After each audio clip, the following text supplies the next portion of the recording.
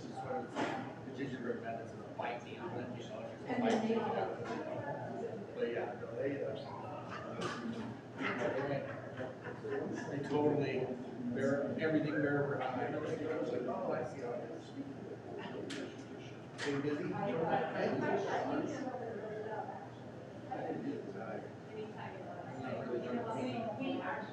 All this is like, we go.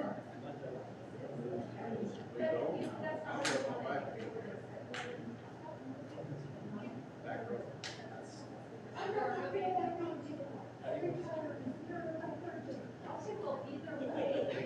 I'm not going to stick around forever. No, I wouldn't if I were you. Yeah. That's why I'm glad I have more than a phone. Why can't I see what I want anymore? Where did it go?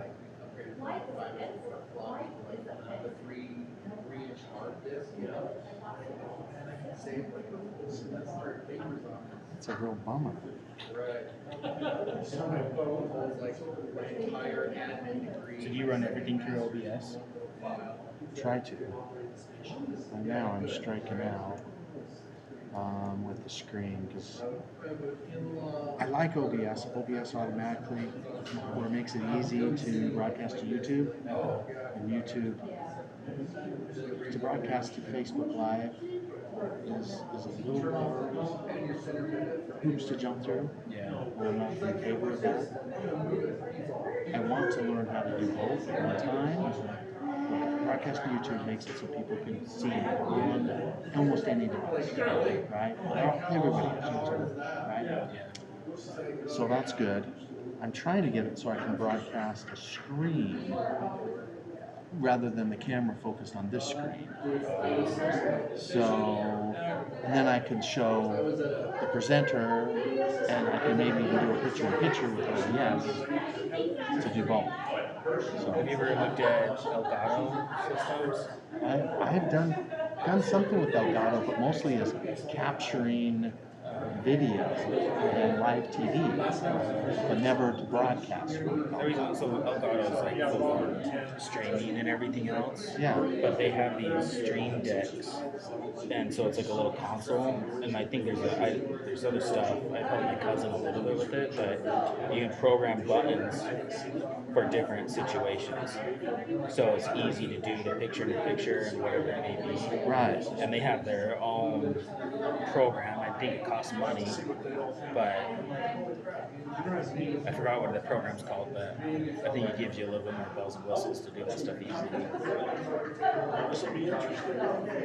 I like the ability to, to have a hardware type thing too. Yeah.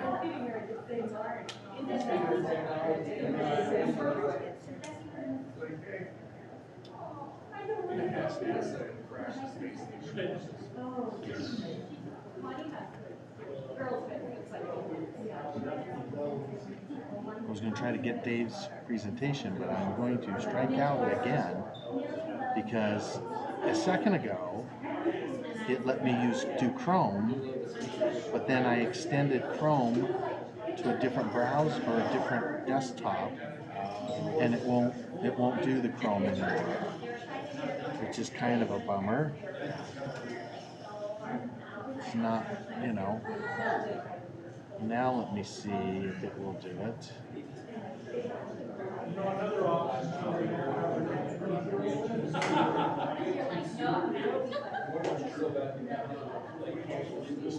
Yeah, there it is. There's Chrome. So I have to have it in the same window as this.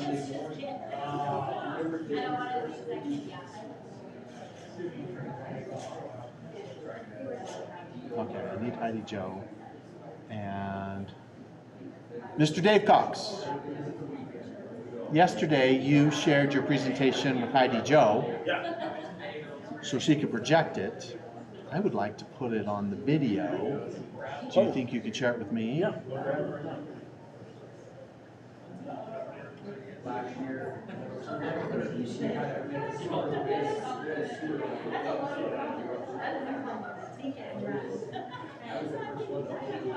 Yeah, USB connection.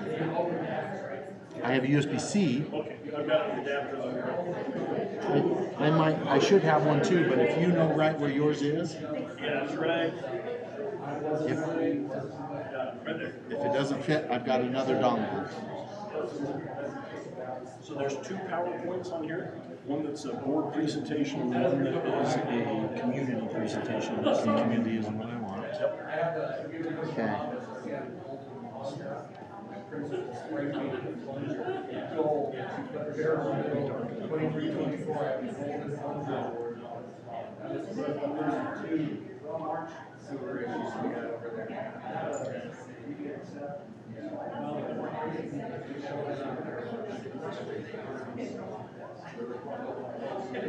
I don't know why that one picture didn't come up last time.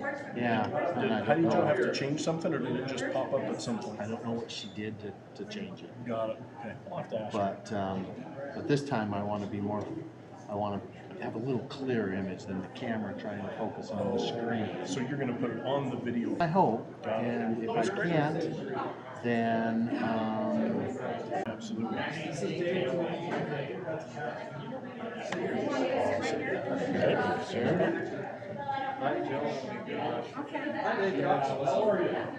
Long time no see. We were just talking about Connie's going to back me up on the presentations. Andy, I'm just going to look over at her and she's going to throw them down. Yep. Just take care of business. Absolutely. What's this, Robert? Is this it's a projector. North Parks? Yeah, it's a projector that's designed to sit on a microphone stand. So, That's cute. yeah, it has limitations though. I was told I was supposed to be over here. That was with Lady Jason. I'm sorry, I have a table to hide behind. Okay, that's awesome. So, well, I fixed it for you. Connie said you wanted me somewhere. Wherever you want. I was thinking you would Corey here, but actually, I was worried you wouldn't comment as much if you went there. I don't care where you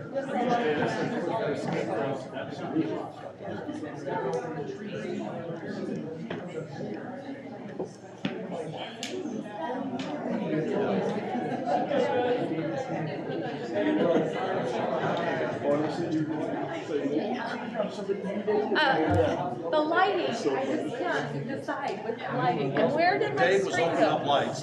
Dave, do you like the lights? I think this is great. If we get closer, we may want to draw those if it's not Yeah, as showing it gets well. darker, maybe we'll turn on the lights. Yeah. Yeah, And then after we- we've done the presentation, I Yeah. think we could do that. Okay. Let's see if I still have connection here. No. Steve, are you okay with this if I just say, to ensure that all attendees are given an opportunity to participate, individuals who would like to speak are asked to move to the labeled seats at the front of the room, then approach the podium in an orderly fashion. Speakers will be given 3 minutes each to ask questions or make comments. They have some questions.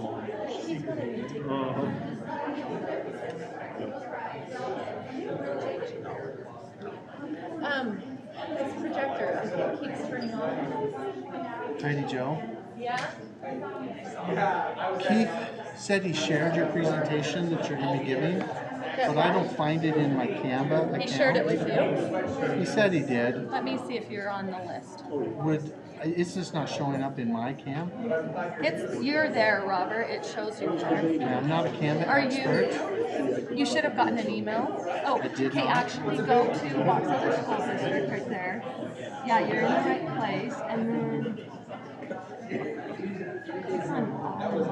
oh no, that's not it. I think you may have to go to your That's email. AI. Go to your email to see if you got a look. And it wasn't there.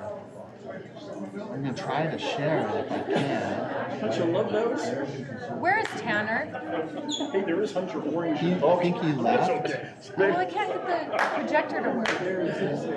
Ryan. No, he's against the wall. You got to know your audience. Well, it's got all the colors.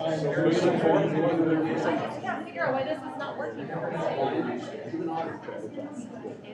Tanner? Projector problems. It just like went It was away. on a little while ago, now it's just light dark. Wow. He knows my voice. Thank you, Tyler. Does that help? There it is. Yeah, now it will come on. Just gonna put this by you. Might have to get it to the right.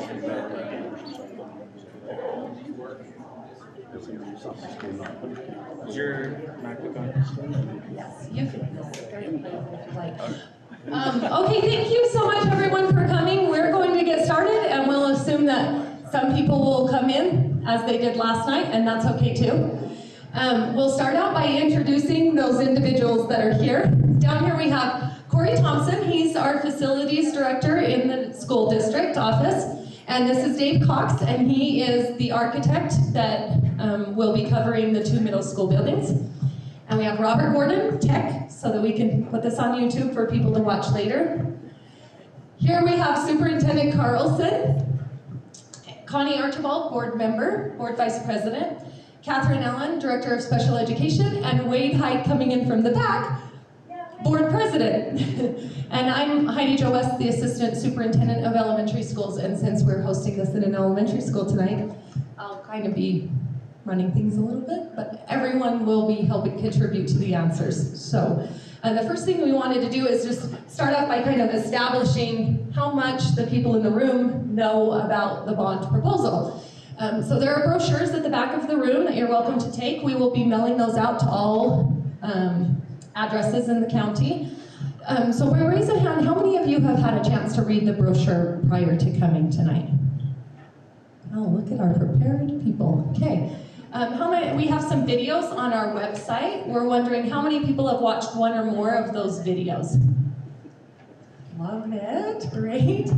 Obviously, you would have then gone to the website. Have you had an opportunity to review the website, look at some of the documentation and things there? Yes, okay. We've had comments. Have any of you been able to email somebody from the school board or from the district office and ask questions and get clarification? We have some really informed people here. How many of you have children in our schools? Okay. How many of you work for the school district? Awesome. Okay, cool. Great. Okay, that gives us some context about where to go here. But there is enough people in the room that don't have all of the information or maybe any of the information, so I hope you'll indulge me while I quickly run through some information. Before we get started though, before I share information regarding the school district, I just wanted to let you know how we'll do things tonight. First, we'll begin with DCBO, just kind of talking about design possibilities for the middle schools and what those tend to look like now in modern schools. They're being built recently. I keep losing projection for some reason. In order to ensure that all attendees are given an opportunity, an equal opportunity to participate, we're going to establish some order. These seats along here are where you line up to make public comment or ask questions. We found last night that when we used these seats, things went smoothly and we didn't have as many people talking over top of each other or shouting out, and that the conversation allowed all people to participate equally. So we'd like you to use these seats, if you will. If no one's sitting in the seats and you would like to come up and make comments or ask questions, you're welcome to. But if someone is in line, we ask you to use the line. We will give 3 minutes, and then you're welcome to ask as many questions as you want and then give us an opportunity to respond. And if you have more questions later on, you're welcome to jump back in line again, okay? But we just want to make it so that, again, everybody gets a chance. So we will start by having Dave Cox show us about the schools that are possibilities, and then I'll give you some explanation about the bond and what our intent is, and clarify some questions that we've heard on this end of the county, and then we'll move to questions, okay? Thank you, Heidi. I'm going to come stand on this side. I'm a right-handed person, but that makes me feel better, so I apologize. Welcome, everybody. Glad you're here tonight. We're going to talk about 20th century schools, and I know that sounds like a long time ago, but also 21st century schools and the difference. I will say as we get started, if you're hoping that we're going to talk about the exact building that is being proposed for you, you're going to be disappointed we don't have that answer. That's going to come much farther down the road when we've met with committees and talked about the priorities for the community members, the students, the teachers, parents, everybody involved to make sure this is truly a Box Elder School District solution. What we are going to do tonight for a few minutes is talk about what modern schools look like, why they're different from historical buildings that most of us grew up in, like this one we're standing in tonight, why they're different, and how we address some of those issues. What we talk about tonight doesn't mean all of those things are precisely going to happen in these new buildings in this district. It's just to kind of help inform and convey some of the ideas that go into them, okay? This picture is one of my favorite pictures. This is the elementary school that I grew up in. I attended Kanab Elementary School. If you don't know where Kanab is, it's about 7 miles north of the Arizona border in God's country. It's beautiful. Almost as beautiful as Box Elder School District. But this is not, I was not present to this photo. It was color photography when I was there, but that was the building. And it was awesome. I loved it back in the day, but today it is wholly insufficient to the point where the school district in Kanab tore it down and built a newer building. We can go to the next slide, Heidi. This picture might look somewhat familiar to you when you were in school. It might have been in color like it was when I was there, but we all sat on a grid of chairs, just like you see here. We had a big whiteboard that we all had to go and clean at recess. The configuration of a classroom has not changed that dramatically, and nor have schools until recently. And we want to talk about a little bit of that. Heidi, the next one, please. Typical hallway of an old 20th century building, go ahead. So these are some random floor plans of an older 1950s, 1970s, even 1990s school building. Some of the features that we want to talk about and why they don't work today.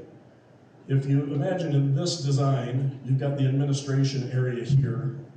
And if you imagine being a teacher or being the principal and your job is to secure the building and supervise it, and you have all of these hallways running all over the place that you can't see, it becomes very difficult to supervise and secure. We have entrances here, here, here, here, here. All around that building is hundreds of, well, maybe not hundreds, but lots of entrances, right? And every one of those entrance points is a weak point for the security of the building. When you look at this building, it's a different configuration, but it suffers from the same problem. The corridors are extremely narrow. They're circuitous. It's hard to supervise.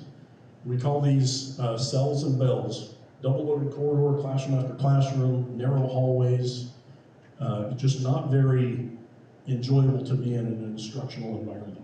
Next slide, please. So I love this slide because it conveys a really important question. What does a 21st century school look like in Box Elder School District? That's really the question that you all hopefully will be asking yourself and thinking about. You look at the automotive timeline here of the progression of vehicles, the progression of communication. When we look at these classrooms here, the only difference you really see is a black and white photo changed to a color photo. They have the same exact sled desks, they have the same whiteboards, exact same configuration, nothing's changed.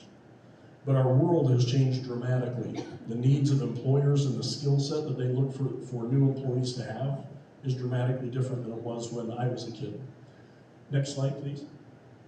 So this is a chart of a study that IBM did. They interviewed over 1,700 CEOs, leading businesses, and they asked them, what are the traits that your new workers coming into your companies should have?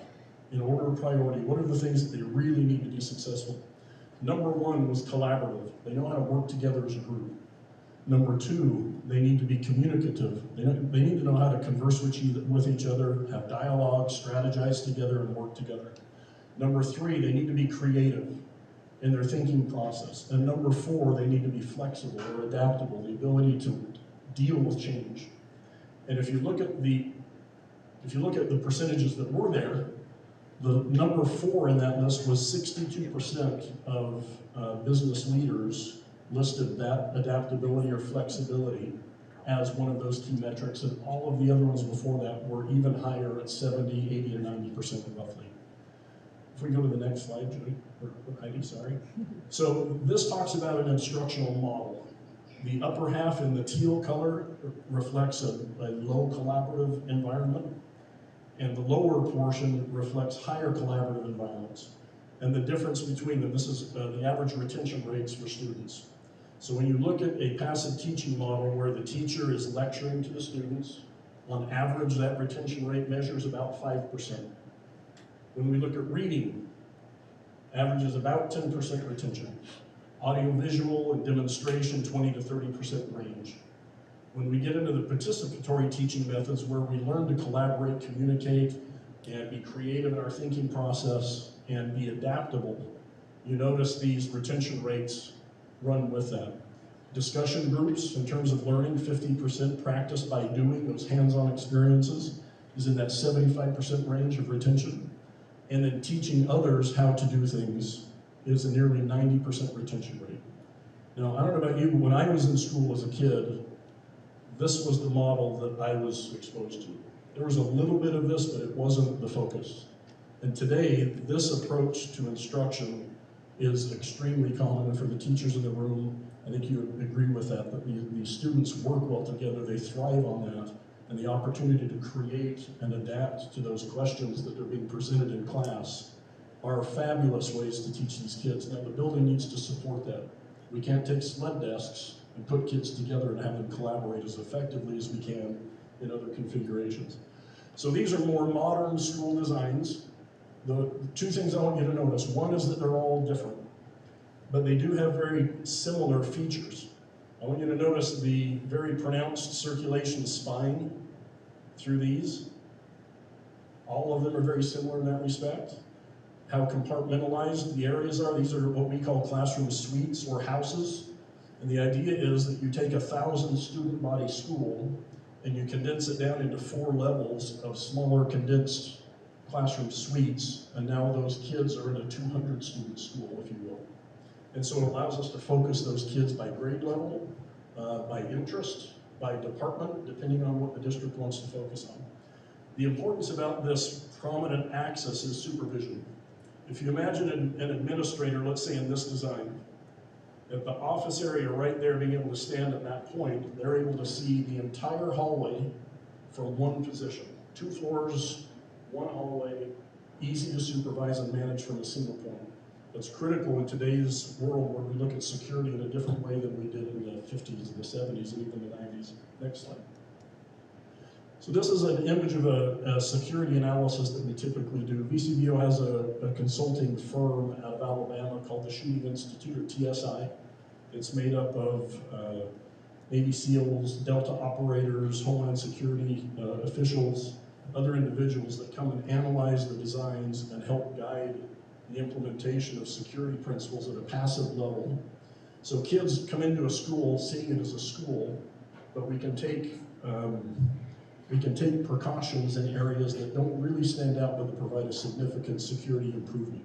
So we'll talk about a few of those. Again, you see this heavy axis here where a principal or an administrator can stand in that spot, clearly see all the way down the corridors and supervise from one location. That's a major feature of modern schools. Secure vestibules, you've probably heard about that. Compartmentalization of classroom suites. In this scenario, we have 6 classrooms compartmentalized with secure doors that are able to close and secure those 6 classrooms independently of everything else in the building. These are some of the approaches that we take that allow the district to provide as much security as possible and still teach kids, right? Next slide. This is a 3-dimensional view of one of those classroom suites, and it's a study, really. But the idea here is twofold. One, this is an exterior wall and bringing in daylight into this classroom suite so we can maximize that daylighting for students. Studies have shown repeatedly that access to natural light in learning has a dramatic effect on test scores and on the comfort level of students in those buildings. The other thing that we would point out is these walls that are transparent. The reason we do that is twofold. One, a teacher has a 900 square foot classroom, but with that transparent wall, it allows them to send student groups out into this collaborative suite, and now their 900 square foot classroom becomes 1,800 square feet of usable space for them.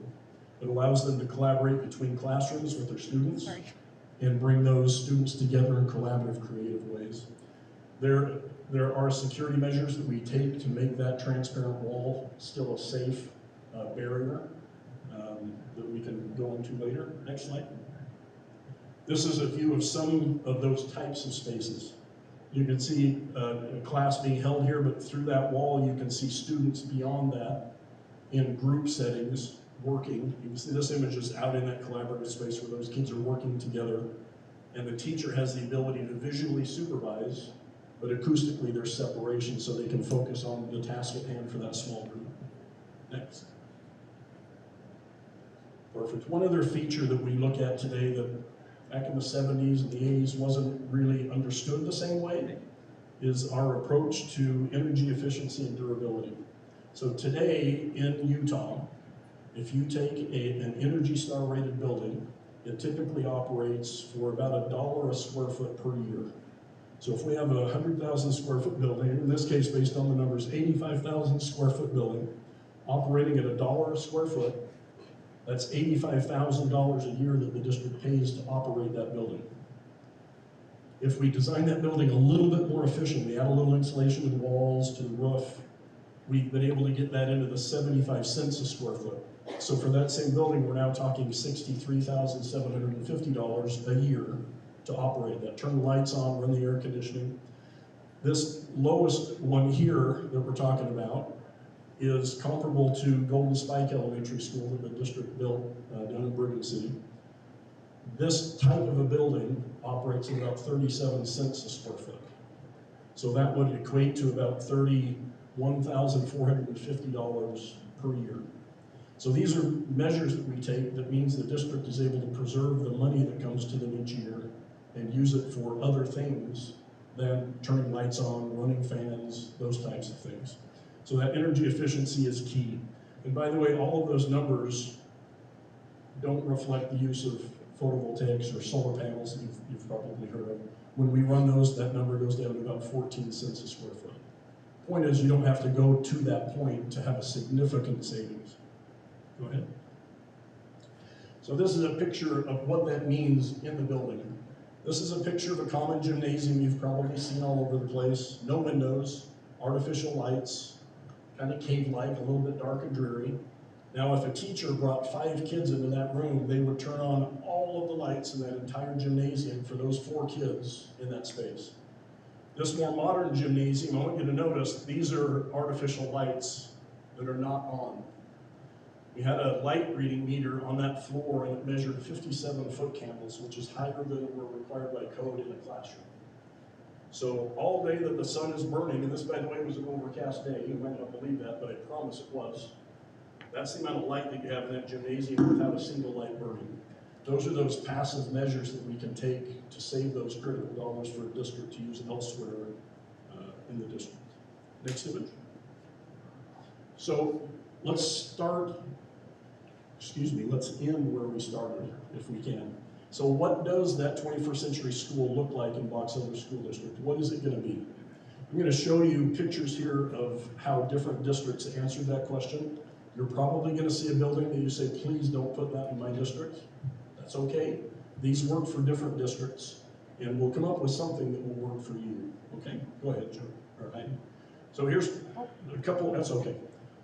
You can see a very contemporary design that has a very unique appearance that this district was really proud of. If you go to the next one.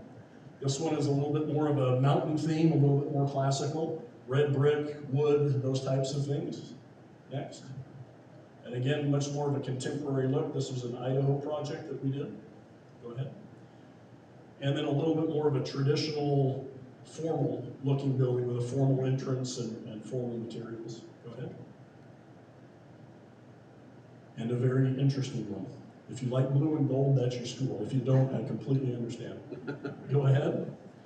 And then some that are a little more subdued and have that sense of permanence, large masonry elements in it. Go ahead. Okay. So we're showing you what these buildings look like today in comparison to what we are used to historically. I don't want that to sound like older buildings were poorly done.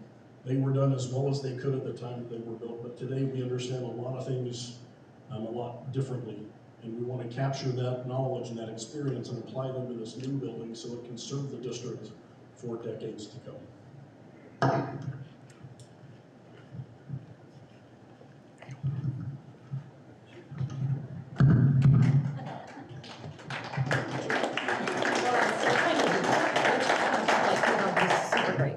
I'm not sure why we have emojis here, but you know, pick your favorite emoji, I guess. I don't know. That's good. There we go. Yeah, you can try. Okay, I saw a few people walked in, so I apologize to those of you that already heard this, but in order to establish an order tonight so that all attendees have an opportunity to participate equally, we're going to ask you to line up here when there's more than one person speaking. Otherwise, you're welcome to just get up and come to the pulpit here and speak, and we'll give you 3 minutes to ask questions or make comments, and then we'll respond, and then we'll go to the next person. I hope you'll indulge me for a few minutes because we do have some people that indicated in the room that they are not familiar with all of the information coming out on the bonds, so we'll go there first. Oh, this is the first thing I wanted to start with on this end of the county, because we've had a few people reach out to us and say, well, what about that West Tremont property? That West Tremont property was purchased with the last bond, and we were promised that a school would be built on that property on the last bond. I just want to clarify that. The last bond was supposed to have $56 million go to the 2 high schools. Stakeholder community groups came together on the north end and south end to decide how that money would be distributed and allocated with their respective buildings, and they gave input. The actual cost of that came in around $61 million, so you'll notice in the dialogue on the right that the district actually put in $6 million in regular capital funds to ensure that they stuck with what they had promised in the bond. The rest of the money was meant to be spent to use on elementary schools, and those elementary schools respectively were supposed to be Garland and Fielding Elementary, and it was. We have other slides that go into some detail on that. We also had some premium from the bonds that was allowed to be accessed at that time and was used for helping with Snowville and some other projects. A portion of Box Elder Middle School came from that, and then capital funds. So fortunately, we have budget books that give us the history to look back at. Many of us in the district office now were not in our position 17 years ago when the last bond went through, so we have to look back through the public records to be able to answer questions like that. Additionally, the reason why Golden Spike was built prior to the school on the West Tremont School is the same reason we're proposing today a bond or for the elementary schools is, you'll notice that at that time, Mountain View Elementary, Foothill Elementary, and Lakeview Elementary were built prior to 1973, right, Corey, with reinforced masonry? So those 3 buildings had unreinforced masonry, and on the south end, and only North Park on the north end. Also, if you look back to the most recent buildings, the south end had Discovery in 1994 and 3 Mile Creek in 2005. Then the school district built 2 brand new buildings up here, Garland Elementary and Fielding Elementary. So looking at there being 3 really old, out-of-date, unreinforced buildings, the district elected to put one down there first, and then that left us kind of equal on the north end and south end, with North Park and Lakeview both being built the same year and needing some attention. At the time, the growth was in Brigham City. Right now, we're seeing more growth in Tremont, and so that's a consideration too moving forward. Yes. Okay, so this is the need that we've put out in all of the information. You'll see it in the pamphlet, so I hope you'll indulge me while I explain for those that may not be familiar. One of the things that our stakeholder input has asked us to do is strongly consider ways to minimize the transportation and condense the start and end times between secondary and elementary. Also, to create a situation where students would have fewer transitions in their education. Research shows that transition levels, the more levels students have to go through, the more they have to adjust, and it can impact their academic performance. So that's one of the needs. Also, the safety concerns of the unreinforced masonry at North Park and Bear River Middle School on the north end, and Lakeview and Box Elder Middle on the south end. Another thing that parents have expressed is that they really would like us to put air conditioning in as many buildings as possible. And while the district has been working towards that, it's difficult to get it in all buildings, so all future buildings that are built will have air conditioning, and we have prioritized that in the bond plan to try to provide that in all buildings. We also have overcrowded buildings. The reason our buildings are overcrowded is because we have had such an increase in program offerings. One of the things that contributed to that is several years ago, we had an audit in special ed from the state where we were suggested that a better practice would be to move our preschools into as many elementary schools as possible rather than have all preschool off-site. That provides a better transition for those students and better inclusion opportunities and can make their transition to kindergarten a lot better. So that occurred. The state also rolled out all-day K, which a lot of parents wanted and supported for their kids and wanted their students enrolled in. That requires twice as many kindergarten classrooms because we can no longer do AM and PM. Also, CTE has a lot of different opportunities now that we're not staying as competitive with other districts local to us that we would like to. We would like to increase the CTE offerings and pathways for students. And that's something that stakeholder input has asked us to really prioritize. As a result of the loss of learning space and the increase in classes and programs, we've had to push in preps such as music, computer, art, and STEM into the classrooms. Our elementary teachers in many situations send their kids out while they take a break to plan for their next set of lessons. Instead, the prep is pushed into their classroom and they prep while their students are there, which makes most of them feel as though they need to help the prep person. And that's difficult for them. Also, some of our buildings, a lot of our buildings don't have independent gyms for PE, and so that's becoming a problem as we're growing and growing and growing and we add more and more portables. We're not able to just designate the cafeteria for just lunch and spread out the schedule because then that impacts PE and PE can't happen. If we get too many classrooms in a building, then we're not able to offer PE in the gym to all students. Another problem is we are utilizing 34 portables to address the growth across the district. With our initial messaging, we got some feedback that people thought that our bond, we were saying we need to buy 34 portables. We want to get rid of those portables in as many situations as we possibly can. We've had at the secondary level classrooms being combined to make space for the growth, so maybe 2 special education classrooms that used to be in different locations are now put into one room in order to make space for another classroom as we grow. They've also had to get rid of their computer labs in order to make another place for students. And we've had to repurpose spaces that were not initially intended for instruction, take smaller spaces and put special education in there, and then move the special support services that were in those smaller spaces into smaller itinerant offices, and then move the people that were in the itinerant offices either into the hallway or trade off with the principal or whatever needs to happen there. So that includes people such as school psychs, speech language pathologists, mental health service providers, counselors, things like that.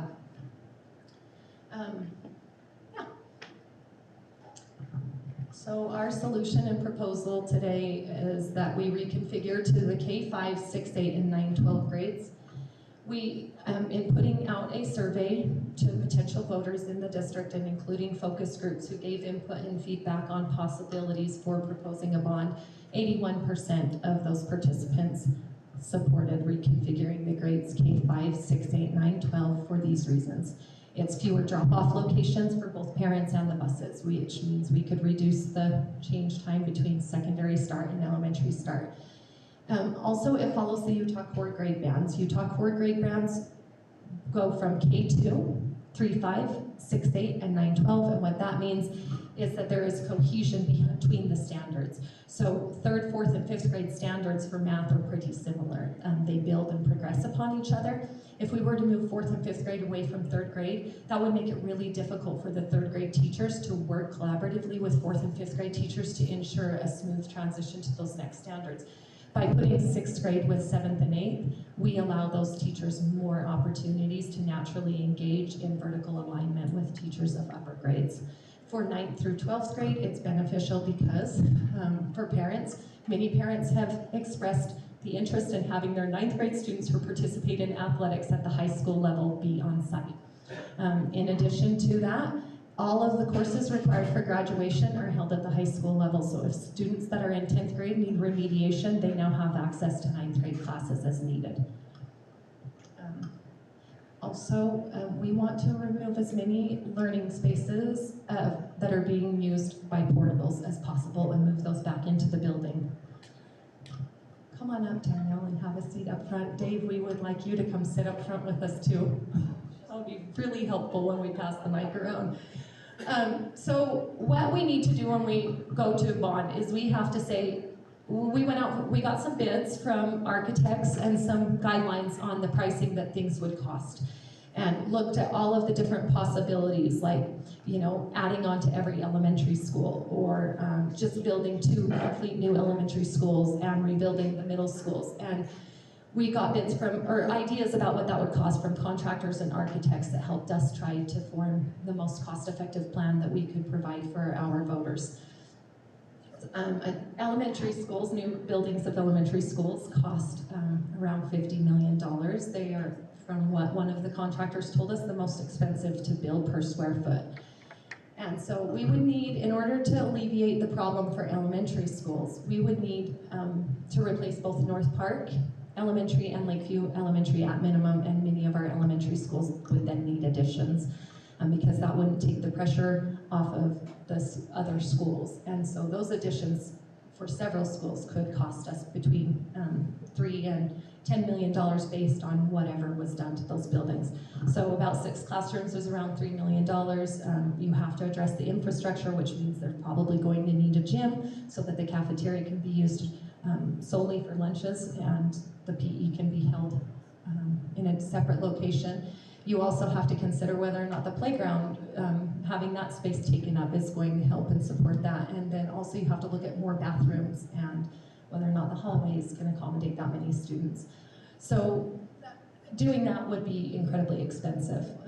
So instead we looked at, like, we know the middle schools have got to be replaced, and most people agree on that when we put it out for input. So the first priority will be to build new middle schools on the north and south end.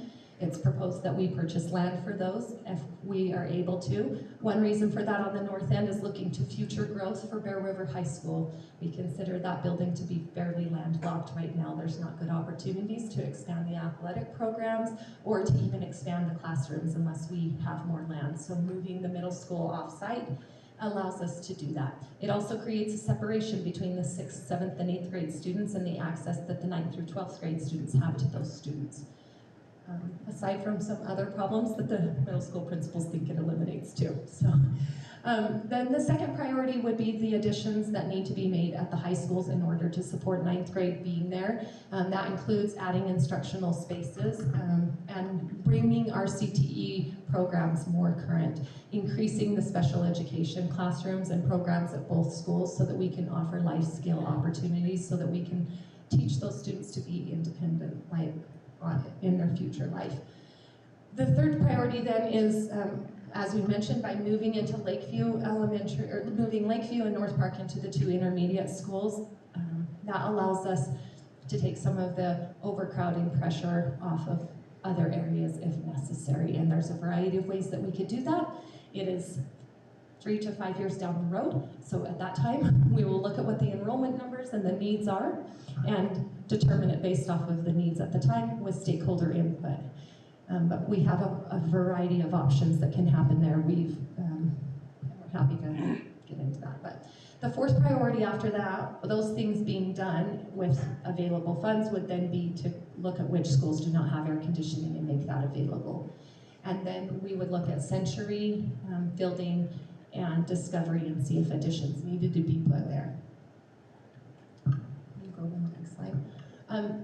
This is on our website. You can find it in any of the videos, and it's on some of the PowerPoints that we've put together on the website. But basically, if your home is worth $450,000, the tax increase would be $19.86 a month. I do want to be transparent in saying that is a tax increase, and I believe the next slide will show us that. But before we go there, there's also listed for commercial property at every $100,000 in value, it's $8 a month, and then it's 0 to 6 cents on farmland per acre. So this explains how this is an add-on to the bond. The current bond that we're paying for right now at $9.08 a month on the average household value is $9.08. So it's that green part. And then if we add on this bond to it, you'll see we'll increase the payment over the next few years as we take out the amount to make those buildings, or complete those buildings. And that will reach a total of $28.94 a month. And that will stay stable until around 2046 when it will begin to drop off. I think that's where we would like to end and invite you up to make comments, ask questions, and we'll give you some more information. This is a general timeline in case anyone's interested. It's in the pamphlet as well. That timeline is incredibly conservative to ensure that we finish projects on time.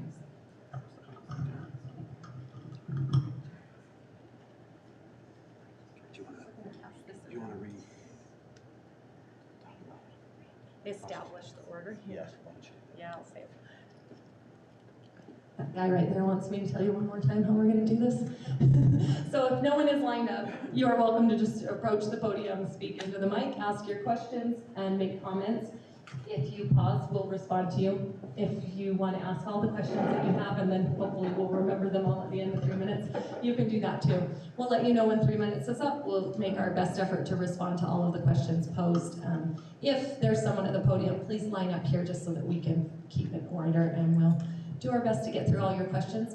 If you've come up and spent 3 minutes and everyone else has had a chance and you would like to take another 3 minutes, we encourage you to do so.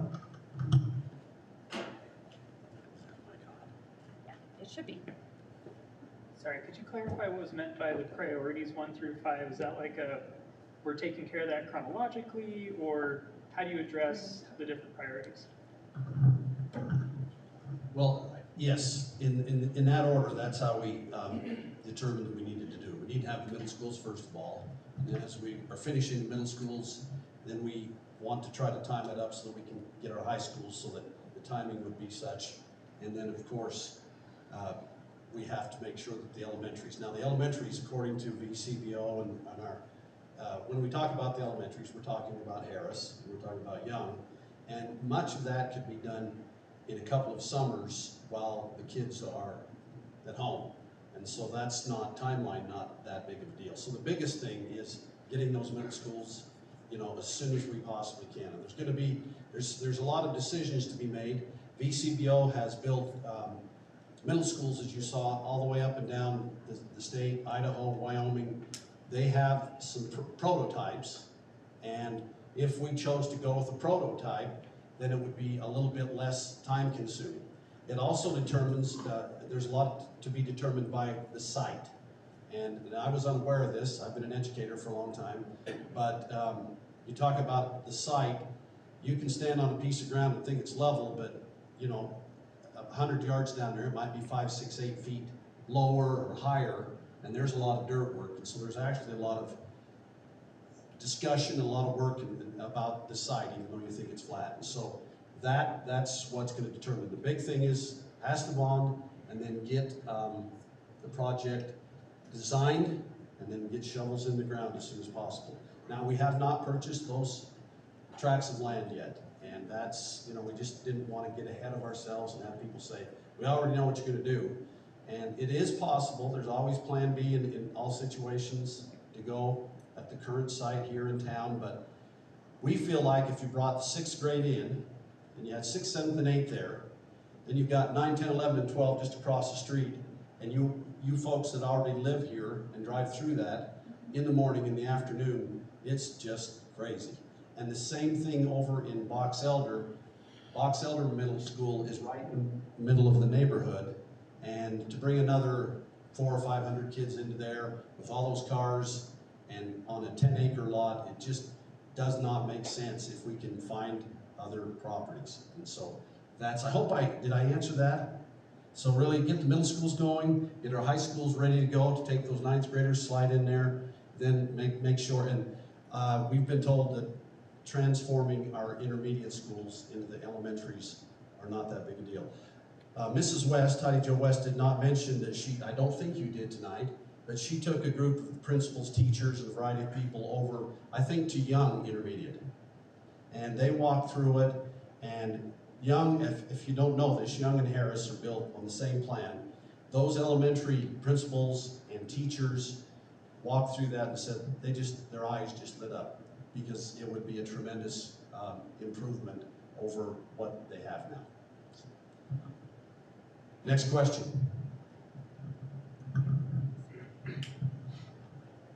Guess I'll be brave. I'm Carly Potter. I'm from the north end of the district, if that helps. Just a question about the timeline.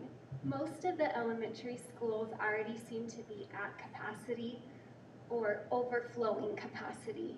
And I just kind of would like to hear what the idea is for the timeline of building these middle schools, because it seems like, according to the plan, the elementary schools are going to have to wait for everything else to be completed.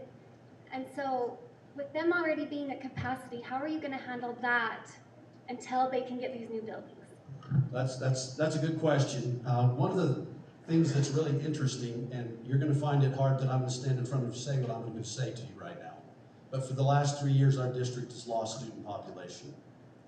And I know that's hard to believe with all the places that there are around here. And so as far as actual growth goes, we're not seeing that in the student population. Now, there's a variety of reasons for that.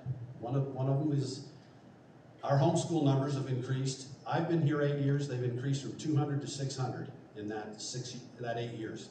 Another one you might have heard of is a thing called Utah Fits All Scholarship. That's something that the legislature has put money into the last 2 years. And right now, unfortunately, we don't know the number of students in Box Elder County that are taking advantage of that.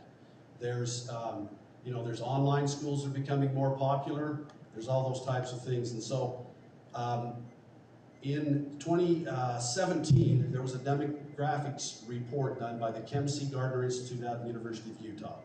And there's a Dr. Pam Perlich who ran that, and she projected across the state, and it blows me away that even through the pandemic, even through everything that has happened in our last 5 years, because the pandemic made virtual work much different. And I think the pandemic made people want to get out of, which way am I pointing right now? South? Is that more south? Can't tell where I'm at. Anyway, that way, so they're trying to come this way. You know what I mean? And you guys know it more than anybody up here. And so I always thought that the pandemic was going to blow those numbers up. But we can show you the chart that shows the growth, because we were at about 12,350 kids, and now just this, we always use in education the October 1 count. And the reason we use the October 1 count is because you have to give students 10 days. If a student is absent 10 days and you look and you try to call and you try to find out where they are, by law, we're required to drop them off of our rolls. And so that's 20 actual days, if you look at October 1, and so that helps us with that number. So I agree with you on the growth, and I think the big thing is it's the growth of the programs. In this particular school, we put DLI in 4 years ago, and that means an extra, 50 to 60 students. each year it's been increased.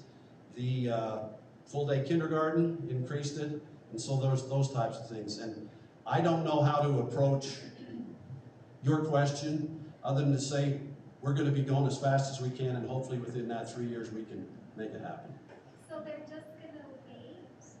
What? I'm trying to get a clear understanding, that they're just gonna wait.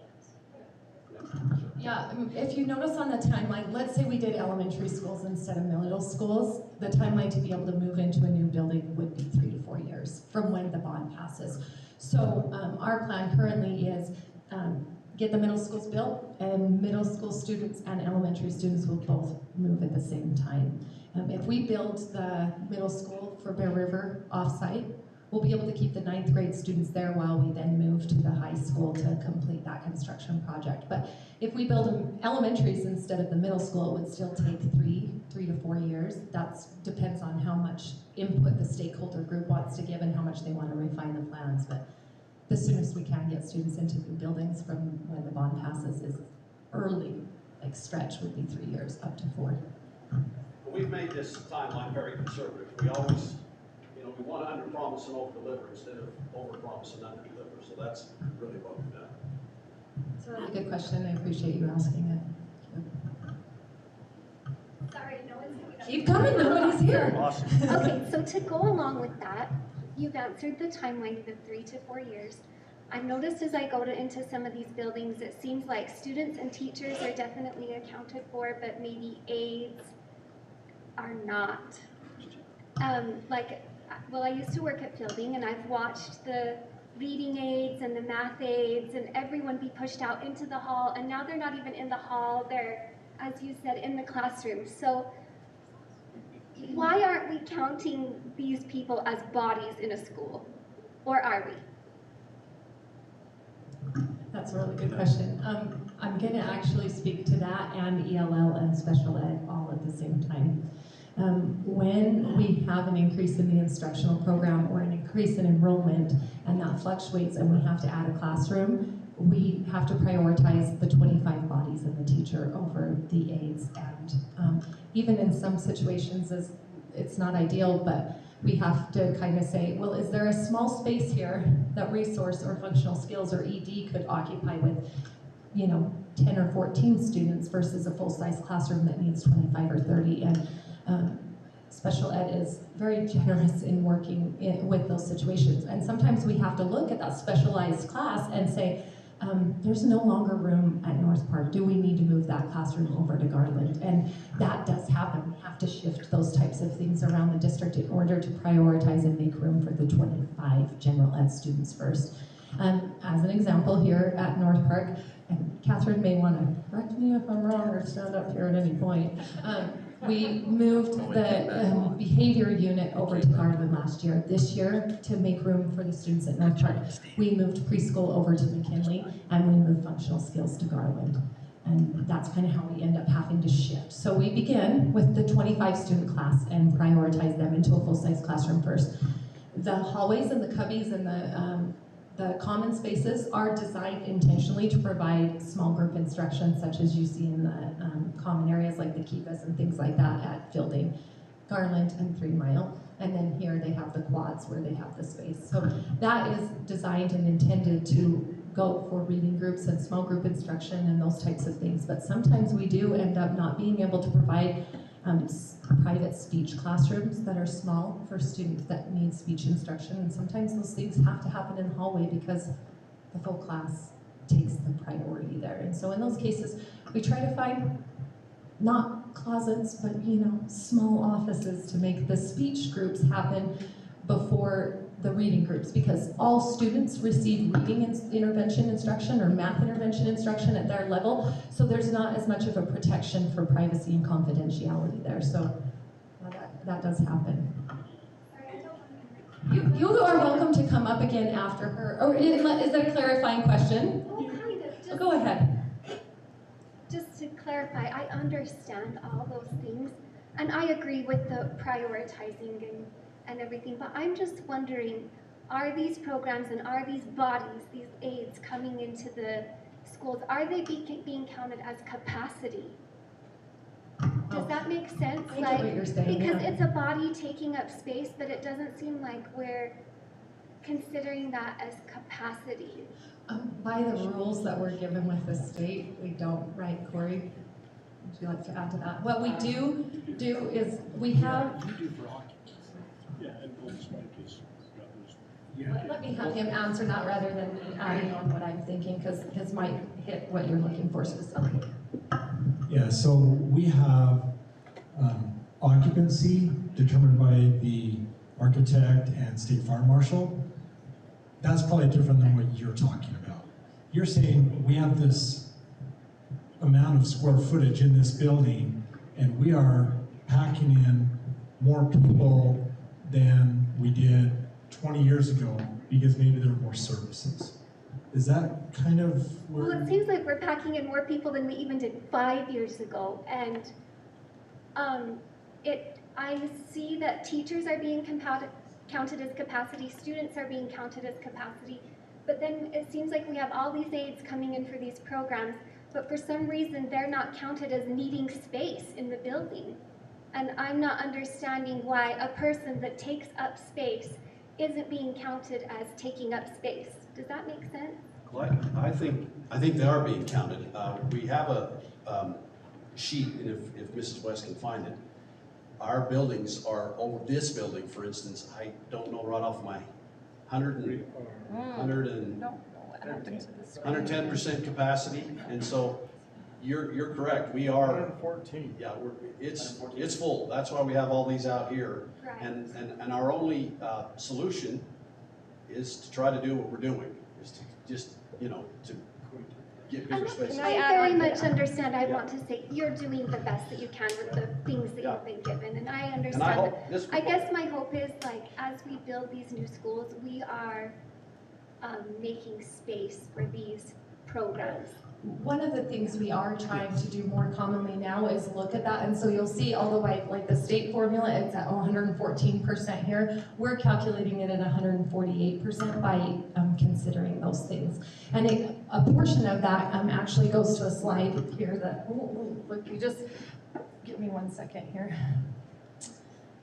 And Some that of is you the may have- proposal, that's what she talked about, when we talk about special ed spaces, and just so you know, ED is emotionally disturbed spaces, all the psych places, we're gonna try to get more of those in all of these buildings to make sure there's room for all those places. So Yeah. that they're not out in the hall, or, you know, they have secluded spaces for that to happen. So you'll notice there's a couple of things that I think play into that. One, our special education numbers of students who qualify for an IEP have doubled in the last 5 years in our district.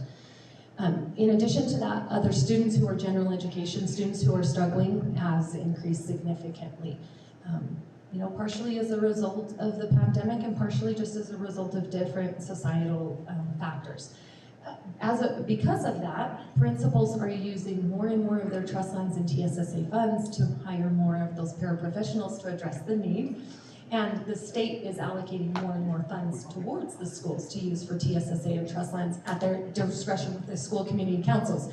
So, yeah, that is kind of a problem that has been occurring, and this is part of the proposed solution as well.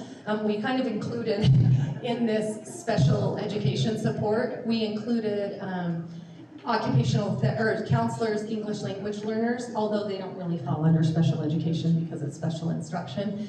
But part of our plan is to ensure that there's additional space to meet all of the needs. In planning for future schools, we want to make sure that we have appropriate classrooms.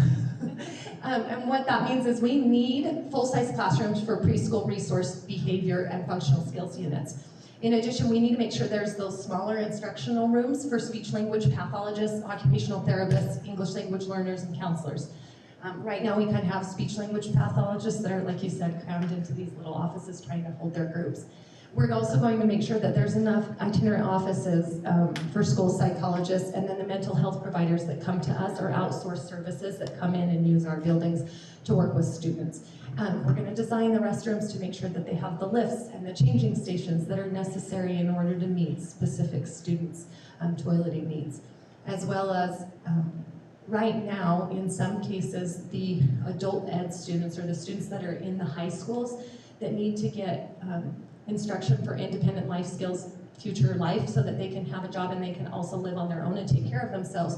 They sometimes have to schedule to go into our FACS classrooms and use the kitchens that are available there, rather than the preference would be to have sinks and stoves and fridges and counter spaces in their classroom that they can access all day long as they need them to be able to train on those skills. So that's something else that we're looking at. And as Garland, you know, has benefited, and shout out to the PTA who brought the idea up, was creating inclusive playgrounds. And you know, as a result of that feedback and input from stakeholders, we're trying to extend that great thing to other schools across the district, because we have a lot of students with special needs that are not able to access the playground and be included with their peers. And so that's something where the district is prioritizing in the capital outlay plans, but we're also going to make sure that playgrounds moving forward that are built include that. So we're trying really hard to plan for growth. Crystal balls, I wish I had a crystal ball or two, you know? I would love that. Cool socks, by the way. Thank you. One quick thing I'd like to point out, sorry. We talked when we spoke earlier, the idea that a 1970s building or a 60s building like this one was designed for the needs at that time. And today we have a lot of programs that you've heard discussed that at the time weren't even considered. So a good example of what the district has done is Golden Spike Elementary School that was opened 2 years ago? Yeah, 2 years ago.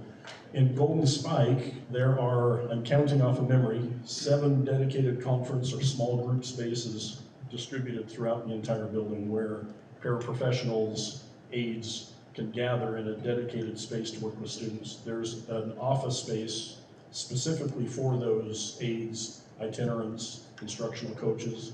There's a dedicated instructional coaching room specifically set up for small groups where that coach can work with those students. So the district has gone to great lengths in their more current buildings that are, it's easier to anticipate those needs because we see them. It's harder in a building like this that's already bursting at the seams and was never designed to accommodate it, to find those spots to then plug those folks in a meaningful way where they feel like there's a room here that's designed just for me because it was never really designed that way. Does that make sense?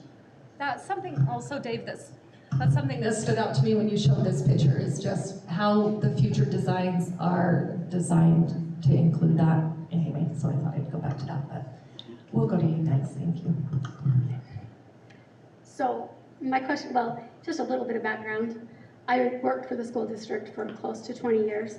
Prior to that, Thank you for doing that. I worked in special education actually for close to 20 years. I really enjoyed it. And now my daughter is also a special education teacher in our district. But I also, in the past, my children are all grown now, but I was part of the committee who passed the last bond. I was part of the committee who we did all, so I know what you guys have been going through. I know what it takes to pass a bond, and I know all the pushback you get for passing a bond. But one of the things that I'm hearing a lot, and so that's why I want to ask this question tonight, because a lot of people that I've heard from, and I know what the last bond was used for, because I was there. I was a part of it, and I watched it be spent on the things it was said it was supposed to be spent on. And you showed that slide that also showed it was spent where it was supposed to be spent. But what I'm hearing a lot is that Golden Spike was built with the bond, and it wasn't supposed to be. So my question is that I know I've had a lot of people say to me, and I now am a stay-at-home grandma, so I'm not in the schools anymore, except for my grandchildren are starting to get into the buildings. Where did the money come from to build Golden Spike? Thank you so much for giving us the opportunity to address that. I will start here, and I appreciate you. It was so nice of you, as someone who was here and part of that, to validate the involvement that you had in the process that was taken. So here it shows how the 2007 bond was funded. I showed that paragraph that talked about that a little bit, but as you can see, it was like $61 million was spent on the 2 high schools. Only $54 million was allocated to that.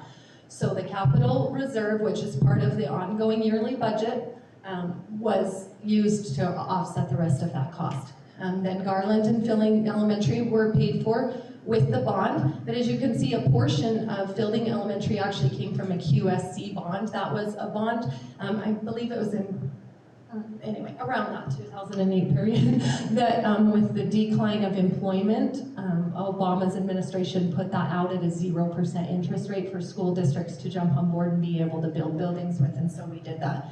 At the time, we used to be able to take bond premium, and somebody, I just want you to know, I don't know who it is, but somebody's making sure this keeps working for me, and I just keep talking, and it's beautiful. I don't know where it's at, but it's great. So thanks to that person, they deserve a shout out. At the time, you could use bond premium that was coming from it and do other projects. That's kind of not an option as much anymore. So Snowville was built that way, and Box Elder Middle School's gym was built with some of the bond premium and then the capital reserve. So, as you can see, Box Elder Middle School, Alice C. Harris, the Independent Life Skills, North Transportation Support Services, Adelcy Young's Addition, Sunrise High School, and Golden Spike, I'll stop there. And Sunrise High School were all built with capital reserve. So when we get the question of, how are you planning for future growth? We plan for future growth by getting plans for buildings that can be extended and added onto, because we can't have a bunch of empty classrooms that never come to fruition. So that's one way we plan for future growth. And another way is we address as much as we possibly can with the bond right now. And then any smaller projects that are more affordable that can be paid for out of the savings or the capital reserve ends up getting funded as they come next on the docket, okay? So all of those different projects were paid for just out of capital reserve. And the Golden Spike was paid for with capital reserve and real property lease. Then Grouse Creek Elementary was, and this one's up here, we just recently added that. There was a rural schools grant and capital reserve. And if you'll indulge me for a minute, I'm gonna explain Grouse Creek Elementary, and I'll probably get the numbers a little bit off, and Corey's thinking they're different, but he's so nice and doesn't say anything. Initially, when they first wanted to build Grouse Creek Elementary, it was going to be around $600,000, $700,000. And a little bit got added onto that, you know, in the plan, but it got put off for a couple of years. And by the time they built it, it cost $2.2 million. And fortunately, we were able to get that rural schools grant to offset the cost of that, but that just kind of illustrates what happens when you have a need and you wait and wait and wait to address that need. So, Can I just answer one thing? We use the term in public education finance, capital reserve, and I hope this doesn't sound too obvious, but it's basically capital savings. Right now, there's taxes. Not all of your taxes go towards what we showed you in that graph, the red and green colors. So, there's a portion of it that goes to just our regular capital outlay, and that means the term we use for that is basically every year, Corey will turn in a list in about April, March, February, and these are the things we need to work on: a roof, we need to work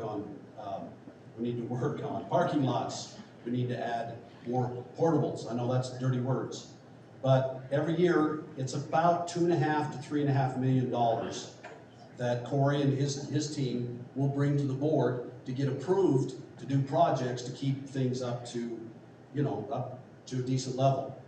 The board made a commitment about 15 or 20 years ago after the bond to try to set aside between $500,000 and $1.5 million every year. And when I came here, there was about $20 million in capital reserve or capital savings. And that's when they decided we have some needs that we've got to take care of right now. They're small enough that we can do it with those capital reserve savings. And it was all those projects up there. If you know, right behind the district office right now, there's a building that says the Independent Life Skills Center. We had that, that's what that is. That building is for students that are 18 to 22 years old that have a little bit more profound learning disabilities than kids that can graduate when they're 18. And so by state law, we have to educate those children until they're 22 years old. And so the Independent Life Skills Center building is that building, and we used to have it in a building about 3 or 4 blocks from where the district office is right now, and quite frankly, it was quite an undesirable building. We also had our alternative school was in an old elementary school, an old church house. And so, you'll not believe this, but right in the middle of Brigham City, when they started tearing that down, rats were coming out of the basement. And I didn't know that we had rats in Brigham City, but apparently we have rats everywhere. And so that was another one of those buildings. We had a need to have, we had this really, and I think is the old transportation by this building or McKinley? McKinley. It's McKinley. And it was just tiny, and as you know, we have, just so you know, we travel over 1 million something miles every year in our buses. And every day, there's this beautiful design that shows all the diameter all the way around the lower 48 states. Every day we drive enough miles to go all the way around the United States of America if you add everything together in the number of miles we drive. So we needed the transportation building that is somewhere in that direction. Am I doing okay directionally? I'm a little directionally handicapped, right? In this building where I'm not 100% sure I am. And so all of those things we used capital savings or capital reserve. It got to the point where we, as we mentioned in 2017, we purchased the property in West Tremont, but then when it came right down to it, we said to ourselves, we've got Lakeview, we've got Foothill, we've got Mountain View. We talked to Corey Thompson and his staff. We said, which are the worst buildings in our district? They said #1 worst building for maintenance, efficiency, and everything else was Mountain View Elementary. So with that in mind, we decided to kill 2 birds with 1 stone, for lack of a better word, and we took out 2 of the worst 4 buildings by building Golden Spike Elementary. Half of that was built with that capital savings or that capital reserve we're talking about. The other half is called a lease revenue bond. And basically, we had enough money, like I said, we were saving between $500,000 and $1.5 million, that we are just making that payment, just like a mortgage payment or a home payment. And so that's where that money went. And we made a conscious decision at that time to leave both ends of the district. And I know you folks that are in this building with North Park, and if you are very familiar, Lakeview is almost, these 2 buildings are about as close to alike with the number of portables, the number of issues inside the building for space, crowded as they can be. And we just felt like, and you know, that was my first year here, but as I looked at it, and I was explained that it's very difficult if you don't keep both ends of the district kind of in that same equilibrium. And right now, quite frankly, I'll be honest with you, if we had a building on the West Tremont property, and we had those 3 buildings in Brigham City, And the 2 middle schools. and the 2 middle schools too, I don't know how we could bring that to you and say, hey, would you guys on this end vote for 3 new elementary schools and 2 new middle schools and redoing the high schools? So as I've looked back on that decision that we made that 7 or 8 years ago, that was still very much the right decision. And the one thing that I feel bad about, and I will tell you this, we didn't explain this, but in that chart, that bar graph chart that had the green, for the first 2 or 3 years where it's green and then it goes red, we're actually, and I hate this personally in my budget, but those first 2 or 3 years are interest payments. And if we could have done this a couple of years ago, but that would be further that way on that chart, and it would just be interest, interest, interest, interest, and then finally we'd be getting into principal and interest. And so that's kind of some of the decisions that we've been talking about. In all actuality, I'm here, this is my 8th year here. In all of the years I've been here, we've been trying to figure out how we're going to approach this need. And I think, ma'am, I appreciate how eloquently you put it. We know that we fill every corner and every crack and every crevice with all of our paras and all of our speds and all those things. So I hope that was a little bit long-winded, but I hope that helped. Yeah. I think we can go to the next question. Okay, Mr. Taylor.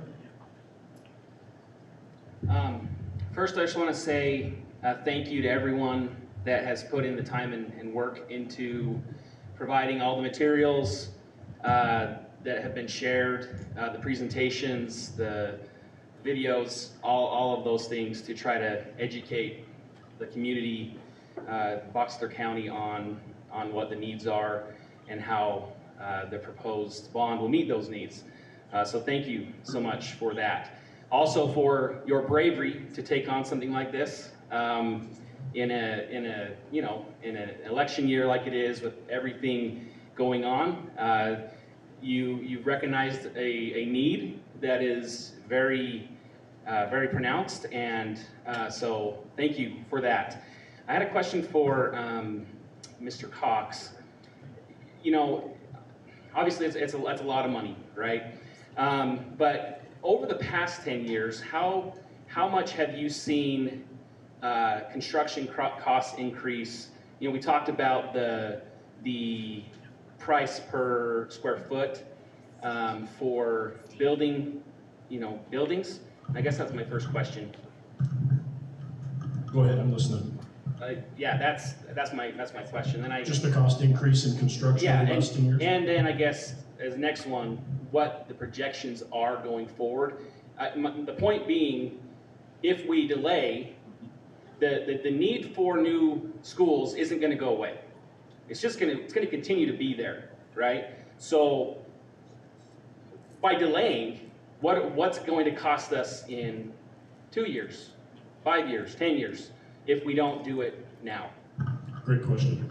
So I'm going to date myself a little bit here, but when I first got in, when I first got into the school design industry, the cost for a new elementary school was about $8 million, and that equated to under $100 a square foot. It was about $95 a square foot. That was very common.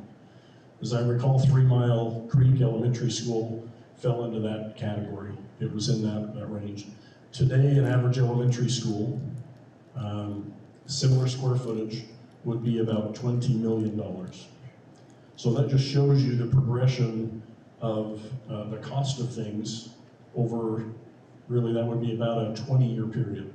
So as an anecdote, about 3 years ago, my wife asked me to do an addition on our home. And I thought, the cost of things is so crazy right now, it's gonna be temporary, I'm gonna wait. And so I spent 3 years designing the addition and holding it and not issuing it to bid until about 2 months ago. And I issued it to bid, and to add 1,600 square feet on my house was $730,000. So if you just think about that, that is a crazy amount of money. And that's the market that schools are being built in today. And so typically what we're seeing on average is about a 7% increase year over year. Now that fluctuates. During COVID, there were times where that was double digits, but on average about a 7% increase. So if you waited for 3 more years, you're multiplying that 7% cost and hoping things don't change where that 7 goes to 12 or to 15 or something else. Does that help? Dave, will you tell them what, like, if we were to have bid Golden Spike today, what would be the difference? Say that one more time, Spike. Oh. With land. That's kind of an easy. For sure. So I'm going to ignore all of what we call soft costs. That's land, design fees, all that kind of stuff. Just hard construction costs. Golden Spike Elementary School bid for a shockingly lower cost per square foot than other schools that bid 2 months after it. It hit a window that was, I still can't understand how it happened, but the district got a price that other districts were extremely envious of, issued projects to try and capture that same opportunity, and the pricing came in $2 to $3 million higher for the same square footage.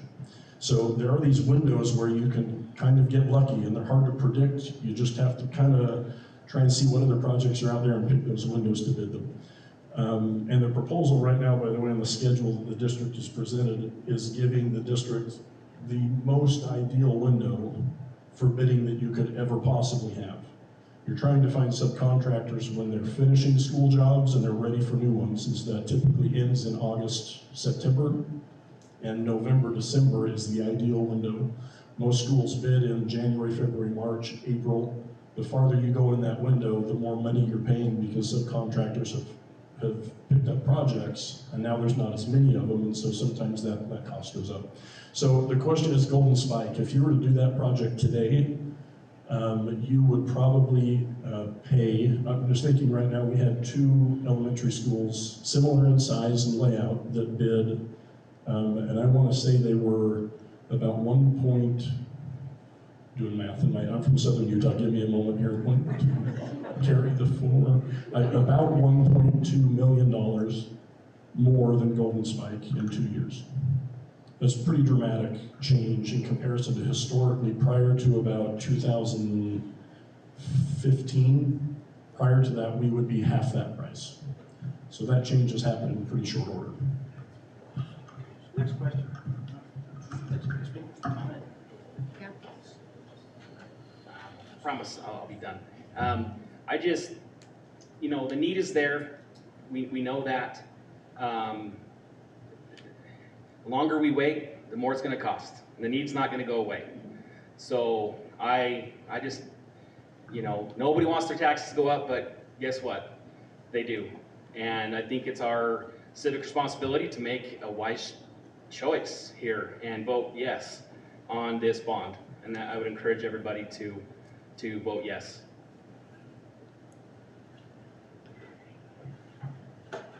My name is Jessica Nielsen, and I first wanted to say, I can do that. Sorry, I don't know how to use or like using a microphone. I first wanted to say thank you for all of the meetings like this and the videos you guys are putting out. As someone who had a lot of concerns in the beginning, each time I've listened to most of the things you guys have put out there, and each time I do, I feel like it alleviates more and more concerns. So I really appreciate all of the information that you guys are sharing. I mostly just have one request and one concern. My request is in regards to the 6th graders. I hear what you're saying about less transitions being better, and I hear what you're saying about the rest of the country. We're following that model. I also think that they're kind of getting the short end of the stick in this. I understand, and it makes sense logically now that I've listened to everything. But I guess my request is that you keep that in mind, that we are different. Utah is different than the rest of the country, and Box Elder is different than the rest of the country. My 5th grader, I asked her one time, like, how often do you hear swear words at school? And she was like, oh yeah, Mom, all the time. And so I probed a little bit more, like, that's what I expected. And she said it was like maybe once a week. And I said, well, what does everybody do how do they react when somebody swears? And she said, everybody looks at them, and it gets really awkward and quiet. And I laughed. I just could not believe that that was the environment that my 5th grader got to be a part of. And I think that's really cool and really unique, and my other kids don't necessarily have the same experience, but I just think that in moving these 6th graders to, like, some 6th graders are 11 they're still 11, that is very young. And so I guess my concern isn't necessarily that, I really like the layouts and the explanations of how you're keeping the classrooms separated. I guess my request is just that you keep those 6th graders in mind as you're designing these buildings, and the before and after school. That is, when teachers are around, that's not when kids misbehave. And so I'm just requesting that those before and after school places, those common places, that they're considered in as you're creating these plans. And then my other concern is just, I mean, you kind of alluded to this, and well, I guess you mentioned it, but my concern is that we're voting on this and we don't have land for the middle school. I don't see it working really well, the plan B, the fallback being that we just keep cramming and cramming into the space that we have. And so I don't know if there's any other information, like are we really hopeful? I just haven't heard much about the probability that we do find land for the middle school, because that seems like a pretty critical part to this plan, especially where it's one of our first priorities. Okay. The microphone got passed to me, and that's just fine. I will say this. You're right. We haven't actually purchased property for the middle school. But you know what? We've been out looking days. Today, this very day, I had an individual call me and tell me that he had some land that would be perfect. Now, I haven't gotten with that individual and actually looked at that land, and we didn't really go into that detail. But I can tell you that we have been looking, and we have been talking, and we have been weighing it. It is not something that we don't consider to be a top priority, but we need to pass the bond first. The bond has to be passed. But we have some land that we're looking at that we're serious about, but we haven't actually made a complete decision. I will also say that we need your help, because as we meet with communities councils and as we meet with citizens, there might be someone that comes up with a super great idea. And according to this individual that I talked to today, he said, I've got the perfect idea. And I said, let's stick with it with the superintendent, because Connie Archibald doesn't do anything without talking to the superintendent. I go to him first. And our assistant superintendents, they're my go-to. But we are going to be smart. But we need you to be smart and help us to pass this so that we can go forward, because we can just make it so much cheaper for ourselves and take care of things as we invest. If this is important to you, we all decide where our money's spent. And for Connie Archibald, this is a top priority. And that's investing in the bond, the GO bond, right now. Thank you, and thank you, Jessica, for sharing input on what we could consider with our architect here to make that more conducive to a positive learning environment for your child. We appreciate that. Can I help answer that part of that as well? One thing that we haven't stressed, and I've kicked myself because we haven't, is in 2003, I was a brand new superintendent in North Summit School District in Colville, Utah. And my second year, the Board of Education decided to go for a bond election. And even though I look as old as I am, that was 20-something years ago. And we went for that bond, and we were going to build a brand new middle school, which we did. And one of the things that we probably need to get up on this chart is that the principal of the middle school had kept, we have to keep very explicit information on discipline issues. And what we found out was something that we, as Davis talked about, by having somebody stand like in a position here where you can look there and look there and look there, one person can see a lot of spaces. In our middle schools, we will have at least one assistant principal and probably 2 or 3. And the point being is a year or 2 later, in the statistics, it showed that there was a 38% decrease in the amount of pushing and shoving type things. We hear it all the time on both ends of the district. We hear it all the time on both ends of the district. People are scared to go to the bathrooms in our middle schools. And we try to put teachers, close by, walk in, you can't be there supervising all the time. But the types of things that happen when you get these bigger spaces, you get more commons areas, you get more view. Dave didn't say it tonight, but 1 in 4 students is bullied in the United States of America. That's a statistic you had last night, Dave. Where does bullying happen? It happens out of the sight of adults. And so with more visibility, we'll do that. The other part of your question, Jessica, is one of the things that we've talked a lot about is the 6th grade, and I agree with you, the before and the after, during the day, but even we want to talk hard to our community, and we want to talk hard to our teachers and our patrons and talk about the structure of their school day, whether we think, right now we're 6-period day in our secondaries. Is that something we want to look harder at and go back to the model we had 20 years ago when the intermediate schools came into place? And that's something I think we're going to have the communities help us do. And what that means is we would probably maybe have 2 or 3 transitions during the day, and maybe have a teacher come in and teach them language arts and social studies, because those 2 can be intertwined. We'll have a teacher teach math and science to the same classroom, and so that there's not as much movement around like the traditional middle school. And so we are taking those things into account, and we're trying our best. And one of the things that it just really concerns me, and I said this last night, but I have a 7th grade granddaughter in Bear Lake School District in Montpelier, Idaho. I have a 7th grade grandson right here in this district on the other end. I have a 7th grade grandson in Draper Park Middle School, one of the ones that Dave put up on that wall in Canyon School District. I have 4 grandsons in St. George. And it disheartens me that every one of those guys are in much, much better buildings than what we have here.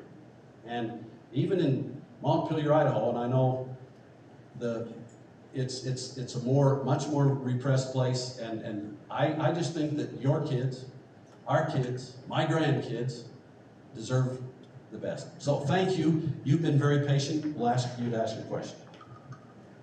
I just want to reiterate that 11-year-olds should not be near the crazy 8th graders, and so when you build it, please make sure that they are away from those 8th graders, because 8th graders are scary. They're scary, and 11 years old, like this is one thing I love about this district, is that they are separated. It's so important. I went to school with 8th graders as a 6th grader. Keep them separated, please. Their mental health is, just keep them separated, please.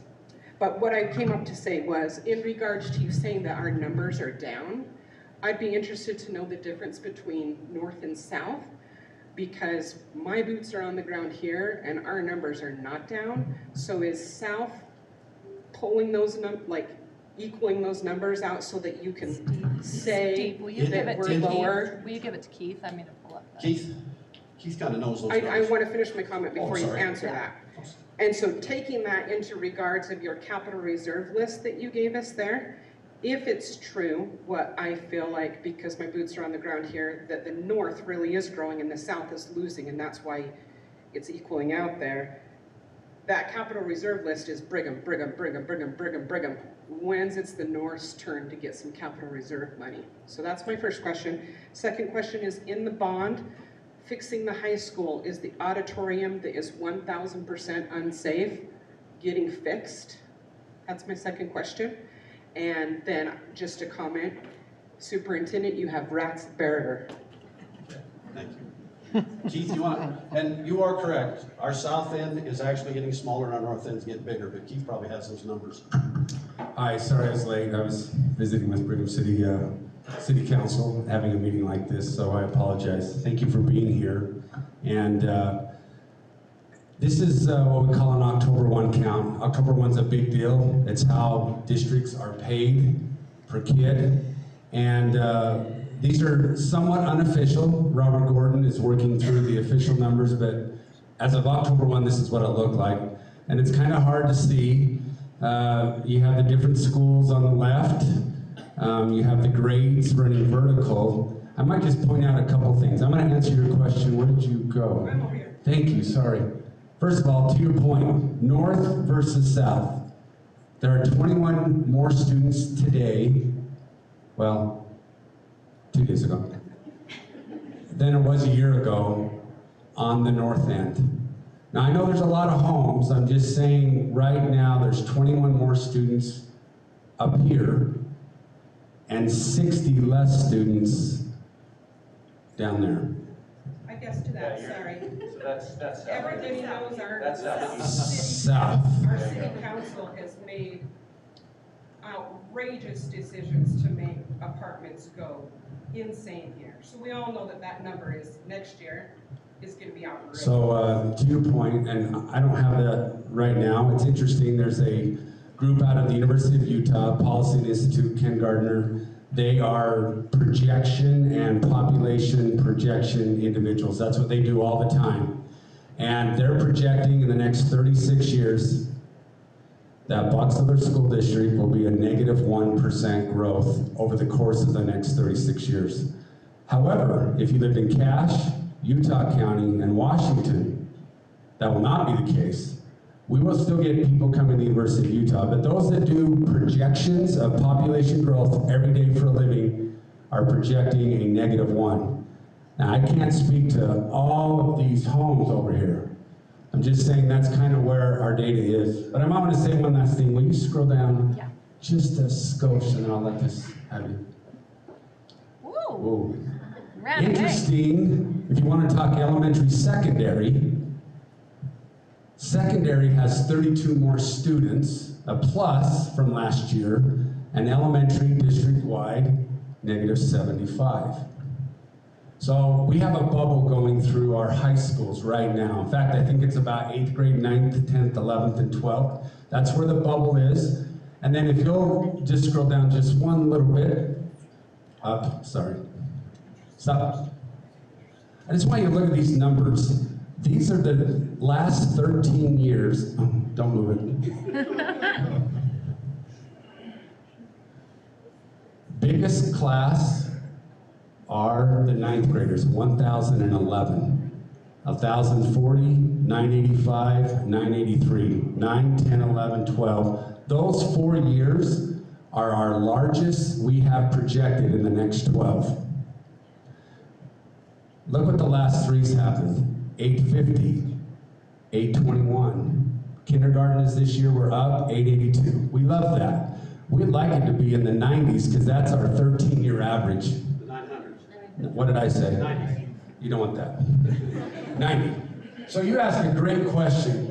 We are on this, we are looking, we are projecting, we are staffing, and we are listening to everybody we can. We listen to both Tremont City and Brigham City. Have you already said this? That's what I was gonna say when. Tremont City comes and does a presentation and gives us a projection of what they're seeing and how many lots are for sale and how many townhomes are being built and how many, I lost the word, a house. Not a townhome, but a single dwelling, thank you.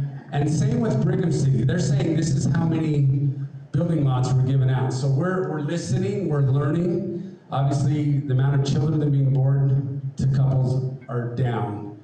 And so all of this is great information. We have to consider it. We'll continue to consider it. We're gonna have to be flexible. These buildings that we build are gonna have the ability to add on. I don't know what 50 years is gonna look like, but remember what 1962 was. I wasn't born. And so I'm wondering, what is that going to look like? It's really hard to project, but the projectionists, the people that do it, they're saying Box Elder will get some growth, but the children ages 5 to 17, -1 is what they're projecting. We'll have more people, just less kids. Did you have anything you want to add and clean up that? Sorry. I was just gonna add, Tremont and Brigham, as he mentioned, do come and present to the board every summer about their projected growth, and that's why now. Last year, we looked at it and the board said, should we do it now? And the year before, they looked at it and said, should we do it now? And they said, no. People are still recovering financially, and things are hard financially for families. And as Superintendent Carlson mentioned, let some more of that interest fall off and get some more of the premium paid down before we do it. And I have a chart I'll show there later if it comes up, but I think we should go back to people who have questions, so go ahead. Hold on, you didn't say anything about capital reserve and when it's our turn, and you didn't say anything about the auditorium and if it's getting fixed in the bog. Well, Let me answer the first one. Okay, go ahead. Go to the other chart, which is that one. No, the next one. You'd mentioned projects that have been, you said they're south, Brigham. Box Elder Middle School was Brigham. That gym was built in 1960, okay? And so the original gym to the original Box Elder High School, which is where that was rebuilt, got remodeled. Alice C. Harris Intermediate, obviously here. Independent Life Skills Center, located in Brigham, but for students 18 to 22 for the entire district. It has to be located somewhere. It was chosen by the district office, but that was for all students 18 to 22 across the county. North Transportation Services is right out here. I've got my directions now, just down west of the high school. Adelcy Young, yes, in addition. Sunrise High School has students from Bear River and Box Elder High School. They're all serviced with everybody. Again, the decision to be there, I don't know the answer there other than back when we got property exchange from Flying J, that's where it was. Golden Spike, obviously we've talked about Foothill Mountain View being the 2 oldest schools and the greatest need. And then Grouse Creek is rural west. As for the auditorium, that's a legitimate question, and let me tell you why. We're gonna have over 1,200 students. Well, we already have 1,200 now, so we bring another grade over, we're gonna be at 1,600 students. Does that auditorium hold at least half of those? Because if you're gonna have an assembly or a gathering, you wanna have enough. So it's a great question. We've talked about that. We've talked about other parts of that campus that are gonna have to decide how do we make this accommodating for the community members and for our students. So thank you for bringing that up, and that will not be left untalked about. Sorry, I just want to go back to this one more time and say this brought the district to a position where it was equitable between school buildings. If we look at why did the south end get Golden Spike, we have to look at the last 2 buildings for elementary were built on the north end, Garland and Fielding. with the last bond, no buildings were built on the south end. There were additions to Box Elder High School. When you look previous to that, the 2 buildings on the south end were 1994 for Discovery and 2005. So when Mountain View and Foothill were taken out and rebuilt, that made it so that we're really equitable between the north and the south end. And as Keith kind of mentioned, there are a lot of these things that were built were built for both ends of the district. You know, we did have, we had additions to both intermediate schools. The Independent Life Skills Center serves students 18 to 22 from both ends of the district. Sunrise High School serves students from both ends of the district. The North Transportation is up here. Anyway, I know that it's not always fair, but we did try to bring it to some equity with the district. Okay, first of all, thank you everyone for being so patient with me, and I'm really grateful that you're answering so many questions. I'm pro-bond, I'm just gonna put it out there right now, so in case you're wondering, because I'm asking so many questions. But I just am concerned about the transition time, and that schools are already at capacity, and how this is gonna work in the next 5 years for these kids. So one of my questions, and I'm gonna get a lot of hate for this, and that's why I haven't asked it, but I'm gonna ask it. Have you ever considered changing the dual language immersion program? It seems to accommodate very few students and have very high needs in terms of teacher, building, resources. Have you ever considered a change, a revamping, a different idea? It just seems to take up a lot of the district's resources for a very small percentage of the student body. Can you clarify in what ways you feel like it takes up a lot of the district's resources? Well, this is all hearsay, so maybe you can correct me if I'm wrong, and I would like to know if I'm wrong. I've heard that some of the additions to the intermediate schools were to accommodate strictly the dual language immersion program. Is that true or false? I'm going to speak from the elementary level and I'm going to have Keith speak to secondary, but actually in elementary school, the tradition is, you know, about like 22 to 25 kids maximum from, you know, first grade through 5th grade. I'd like to see it a little smaller for kindergarten, but that's for another time.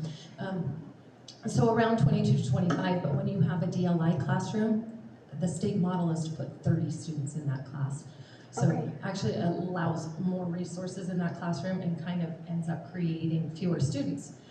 To speak to your question about looking at the model, yes, we're actually doing a few things to make that different so that the 30 students it doesn't impact their education as much to be one of a number of 30.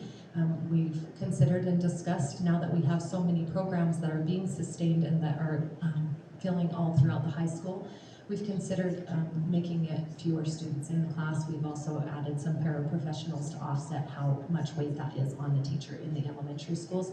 And then we did close the Chinese program because there wasn't enough interest, which was not a popular thing at the time and was hard for families who were very invested in that. But a new Spanish program took root immediately after that felt like it needed to. So we do look at that, but I don't know enough to speak to the intermediate schools. And maybe I've got some misinformation, so I'm grateful to hear the district's point of view and not just the communities, if that makes sense. Yeah, so let me just, I think part of this is costing us too much, had to do with a lot with the Chinese dual language immersion program. The goal or the requirement was to be at 60 students in 230 person class. And over the course of the last 5 years, we haven't hit 60. We haven't hit 50. In Chinese? In Chinese. We were at 42, and then 33, 31, 29. When you get that, that means instead of having 2 cohorts for 60, you have 2 cohorts for 30, which means that's 15 kids per class, which is smaller than kindergarten, smaller than anything that we have. And if that goes all the way through, we're gonna spend more money on teachers for a smaller cohort, and that's why Chinese, unfortunately, was dissolved. Spanish at Garland, North Park, 3 Mile Creek, Willard, and Lakeview are all filled. And as such, more and more kids are doing that. I will tell you, I was the principal of Box Elder Middle School for 4 years. I walked those halls with 8th and 9th graders every day, loved it. And it was tough, but it was awesome because, ironically, I dealt with about 25 kids negatively out of the 1,000. We have some tremendous, tremendous students, but there are some. But the point is, as Chinese and Spanish came into the middle school, which was happening as I was leaving, but we were preparing, we have taken all extra computer labs and they're gone. We just closed them out so we could have room for these programs and plus other enrollment. We also took special ed classrooms and cut them in half and put 2 special ed teachers in 1 room.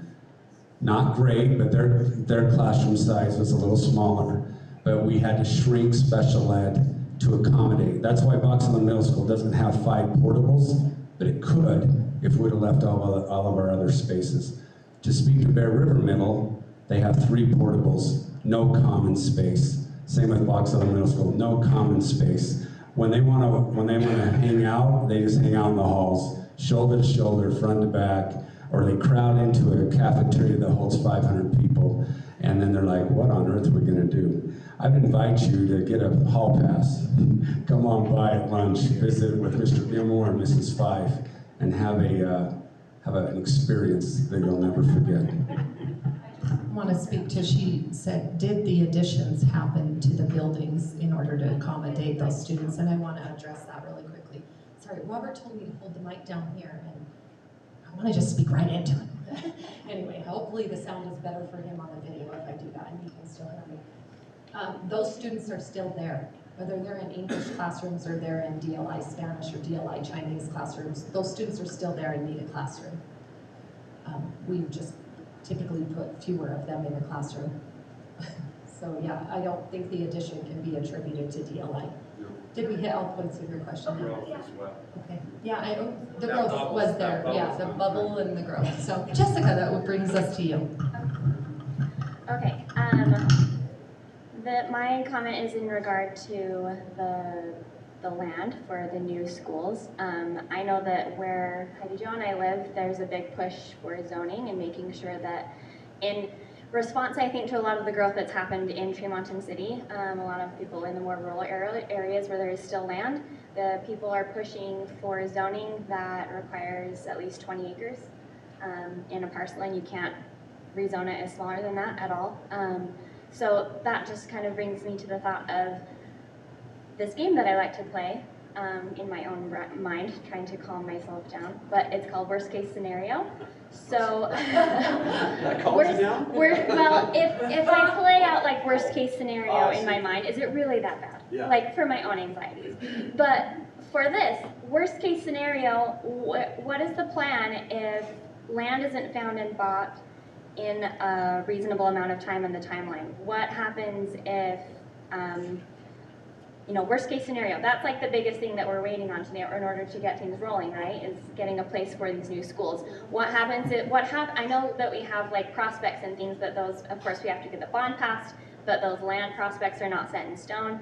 What's worst case scenario if we can't get land for new schools? I would like to start by just saying, I don't think that's as likely on the north end as it is on the south end.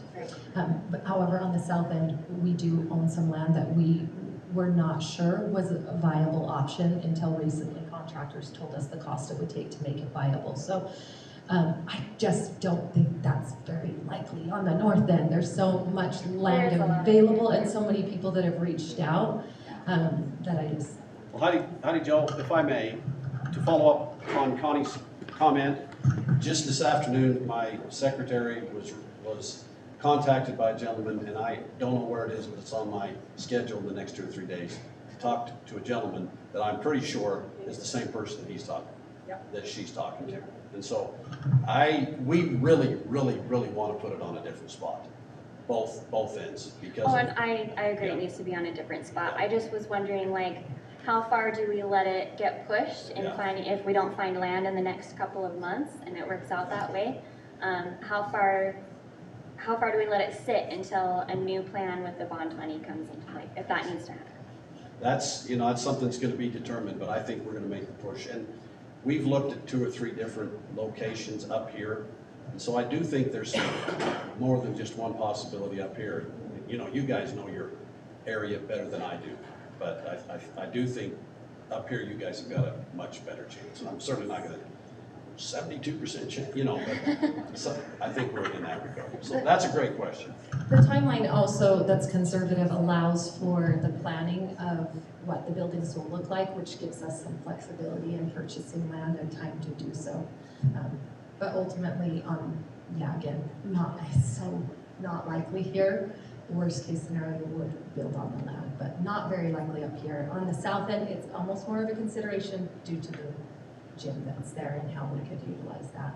But the lots are just so small too, you need more space than what we've purchased in the past. So great question, thank you for answering. My name is Penny. I'm actually really pro and I appreciate everything that you guys have, all the information's been amazing.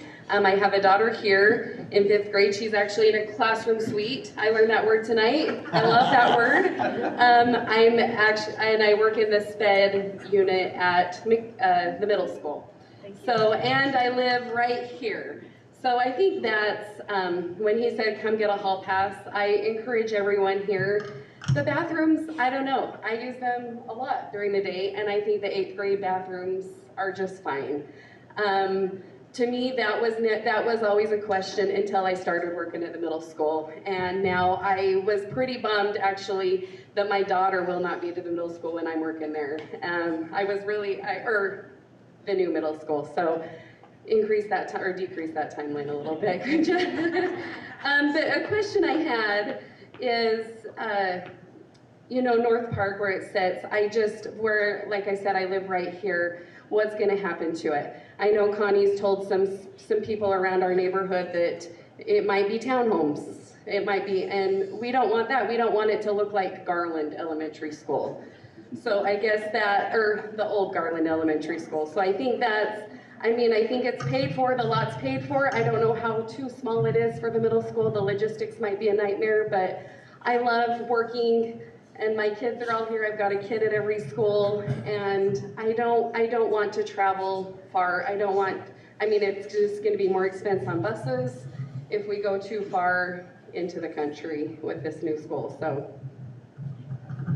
All right, so we're not going to make a decision on what will happen with Lakeview or North Park until we get to the point where they are no longer occupied, because things will change possibly drastically in 3 to 5 years, or they could stay the same. We don't know, and we can't predict that. So, but the district will make a decision on the board and the district. We can't surplus property with kids in the school. We can't surplus it while we're still using it. So we won't be able to make that decision until the building is empty. But we will make the decision at that time of what we see the need for in the future. And we don't want to leave eyesore buildings, is that the right word? We don't want to leave eyesore buildings. We have received a lot of angry comments about the appearance of land that we no longer own, but is perceived that we still own, such as Corinne Elementary, that is privately owned. The old Garland Elementary, that is also privately owned, and they have been privately owned since the new elementary schools were built. So is that 10 years? Are they only 10 years old? Corinne, yeah. Corinne's been empty for a lot longer than that, but we sold them with the buildings, and then we have no control over how they maintain their lawn or the outside of the building or what goes in after that. The one, Mountain View, we have also sold. It is now owned by Brigham City and Boys and Girls Club, and so that is we have no control over how it looks or what they're doing with it. The only building we own right now that is not currently occupied is Foothill, and we are in discussion on what we're doing there, what will be the best use of that land, but we're still kind of also waiting to see what will happen with the bond and what will happen with where we're building things for the future. So, did that answer? Yeah, that was great. I was just curious where Connie's getting your information and telling people that maybe townhomes, apartments, I don't know. And it was in writing, so, you know, that's why I'm not sure. It's just going around our neighborhood and, you know, and so we're kind of like, well, we want to be transparent. So we were just wondering if something was in place and in mind already for that. No. But she answered that. And I can just tell you, I'm not really sure where you're getting your information. I did attend your community council, and those individuals on your community council really had some serious questions about what's going to happen with this property. They indicated, the three that were there indicated, well, we just want to build on this property here that we're standing on. We just want to build a 2-story elementary school, and we really can't understand why the school district isn't using that huge lot to the south that they own. Why can't we just build one there? And I'm like, what building to the south? Well, obviously, if you went out this door and you look to the south, there is a beautiful lot right there. But the school district does not own that. And I personally have no idea at this point what we're going to do with this property. I don't know. If anybody in this room does, let me know, because I personally do not know. So it was just a hearsay thing, that's maybe, and that's maybe what you were meaning? I have never said that this is going to be townhomes or single dwelling or anything. That has never come out of my mouth. Sorry, just to add a little bit to that. So when we do surplus property, we have to give the local municipality, the city, or the county first right of refusal. So we don't post it for sale until we talk to them, and they have the option to buy the land. State code says they have to, we can't give them a deal. They have to buy it for its appraised value. And so that's what happened with Mountain View. And we had to come. I grew up in Howell, and it's been a nice part of the community, addition to the community, yeah. So if the city says, no, we don't want it, we don't want to turn it into soccer fields or a park, then we can put it up for sale, and then we don't have control over whoever buys it is buying it at giving us the most money that goes back into capital reserve fund. When we sell land, it goes into that. So that's what would happen. It would be up to, we're in Tremont, there's that line. I drove past the sign that said Tremont on that road. So it would be up to Tremont if they would want to turn it into something like that, if we did surplus it. Speaking to people that would just want to build on the same lot. It does get very complicated, it is possible, but Golden Spike is my district, and it is a beautiful school, and it is lovely. It did get squished onto a lot, and it does present some challenges. They're doing a fantastic job making it work, but it is very frustrating to the neighborhood, to the neighbors there. I think of some of the traffic and the parking, especially when there are after-school events, that you have 800 kids coming back with their parents, and it's not a busing time, so they're all parking on the road, stuff like that. So I love Golden Spike. It is a great school, and I love that my kids have the opportunity to go there, but from my perspective, the district doesn't want to continue that model of, well, we have land, let's make it fit, because it does present more challenges down the road. Okay, I just talked to Corey over here, and this sits on 7 acres. And Danielle talking about squishing Golden Spike, it was into 10 acres. 8.5. So it's really squished, and when you talk to these guys, and I know these guys love to have a blank canvas, a great big area, but they usually talk about 10, 12, 15 for an elementary, and more like 20, 25 for middle. And so just with parking, you know, and you know as well as I do, we never used to build enough parking, and I think we do a better job now than we used to. And I know still you don't want to build enough parking that everybody has a spot for the 4 or 5 parent, you know, the nighttime meetings, but you still want to have enough. And so I think Danielle was very eloquent. Another thing I'd like to point out is when you tear a building down, and we tore Bunderson down before they built Golden Spike, and that was 5 years ago, 4.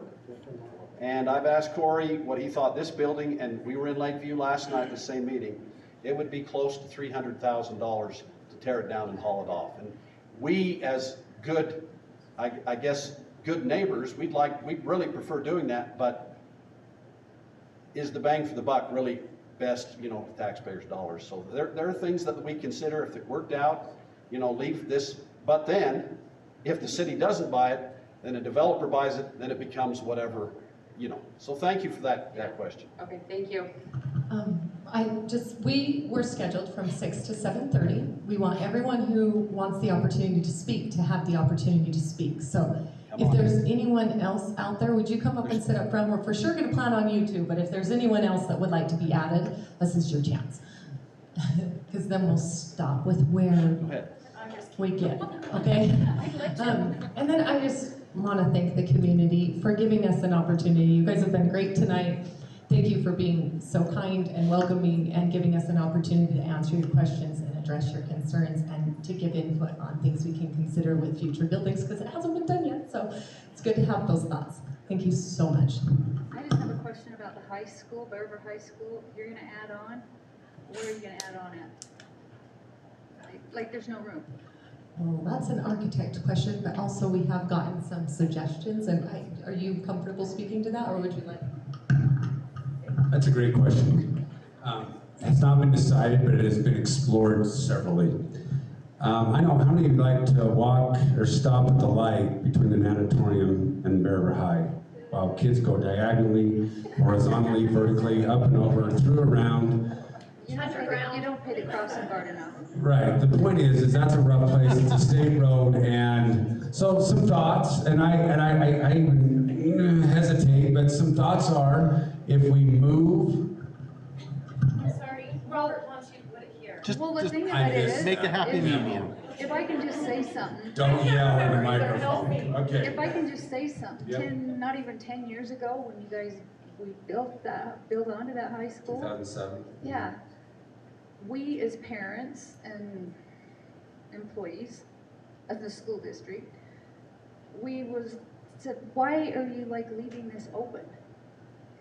If you've been in the high school, Lots. it's all open. And we screamed and shouted and said, okay. What do you mean open? The upstairs is open. There's no classrooms. There's lots of extra space. There's extra space, like, you know, for several reasons. Special needs kids could have had a seizure and fall down, and there was a lot of reasons. And so we asked that question, and me working in special ed, I was like, okay, wait a minute. And we could have had several classrooms, and they didn't do it. As parents, as workers, as employees. And we asked that question, and they ignored us. And here we are, what? Well, I can't 12 speak to years that. I later? will tell you this, everything on the east side, when you go up the stairs, there's up and down classrooms. You got the hallway, okay? And then the other side's open. And then the other side is the gym. And then the commons, which goes vertical. Right. Instead of having a Box Elder Middle School and a Bear River Middle School 12-foot ceiling, it is a open concept to create a feeling of we have space. Everything else to the north of Bear River High, that north stuff, is single, and then it goes double, and much of that was not replaced. So part of this is remodeling maybe some classrooms that need to be, plus we do have to bring over 9th grade. Now, just so you know, there's nothing that says that the baseball and the softball field have to be where they're at. Okay, we're looking at every possible angle. We own property straight to the north. Sorry, Ben. I don't need a mic. I don't need a mic.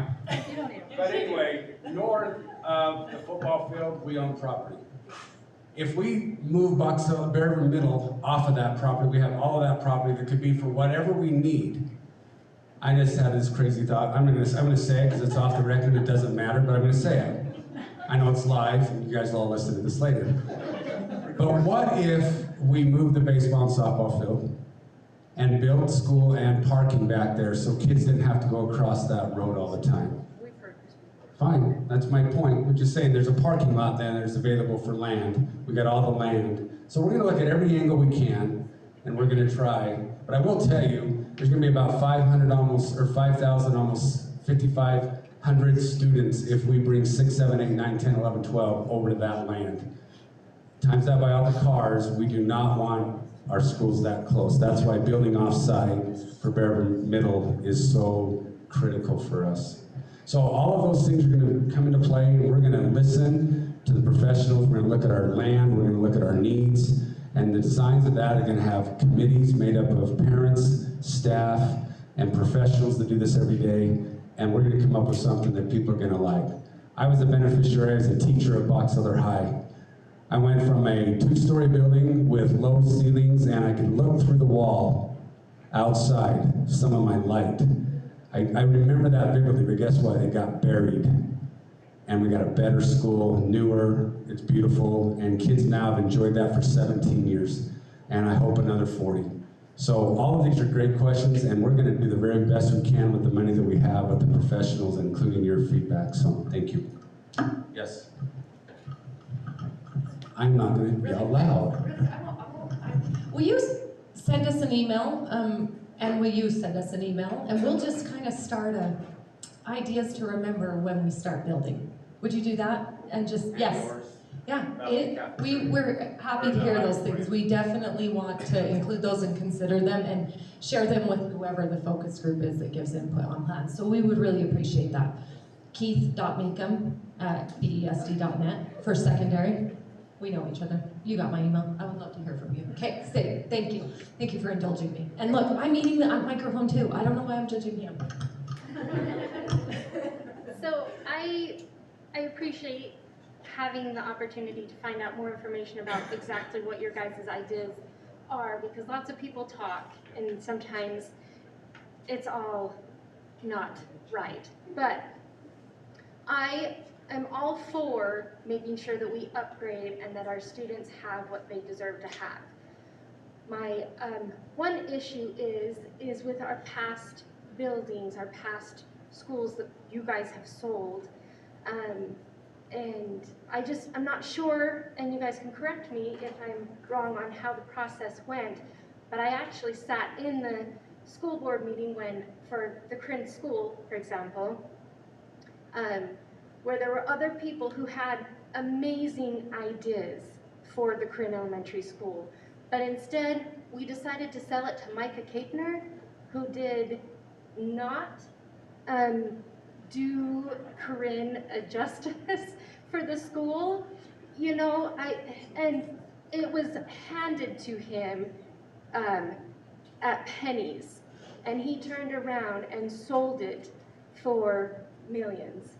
So that's my question, is I'm all for supporting you guys, and I'm all for giving my taxes to you guys, but I want to make sure you guys are really actually for our benefit and using our old things and getting the money that you really should get out of it, you know, the best out of it. Or at least when you do sell it to someone who will actually enhance our community. That's Thank you. I don't know if you can understand the question there. I think I can. Just FYI, as Danielle said earlier, we try our best to see if either the county or the local city wants to purchase it. And we can kind of, we want to get appraised value, but we can kind of work with them. Once that goes away, then all we do is put it up for closed bids, and people turn in their closed bids. And so nobody knows until bid day. And we say it's due October 15th, a bid, and we have a day where people come and walk through it. We're there, we give them all the information, and then on bid day, the closed bids come in. And we honestly take the best bid, you know, and what they do with it after that and that's pretty much the procurement a law that we have to do. And so if somebody, grandma, requests those closed bids, we have to keep them for, I don't know, a couple of years in case somebody said, you had an under the table deal here, and so we have to follow those procedures, and so that's what happened in that one. For sure, but Micah Kapner told me that he was contacted by you guys to actually put in a bid, and so that's where I kind of get the idea that it was kind of underhanded. Well, I but- didn't contact him, and I don't know anybody in my office that did. So if he said that, I don't know why, because we had 2 really good bids, and I think there was even a third and a fourth that weren't quite as good. So I don't know There were some why he awesome said that. bids out there that would have been fantastic to have. Yeah, Anyways, that was my thought. Thank you. Superintendent, just to speak to that, so we're legally bound to do that in that process of giving first right of refusal, and then after that, we have to go with the highest bid. It's state law that requires us to do that, and we have to try to get as close to the appraised value as possible when we sell it privately, or even to the city or entity in the area. So we really don't have a lot of freedom as to be able to handpick who we sell the property to, because we're required to give it to the highest Based bidder. off of the highest. Yeah, and they're sealed bids, so we don't know until we actually open them up who has the highest Who bid. has it? Yep. Okay, Sorry. that's fine.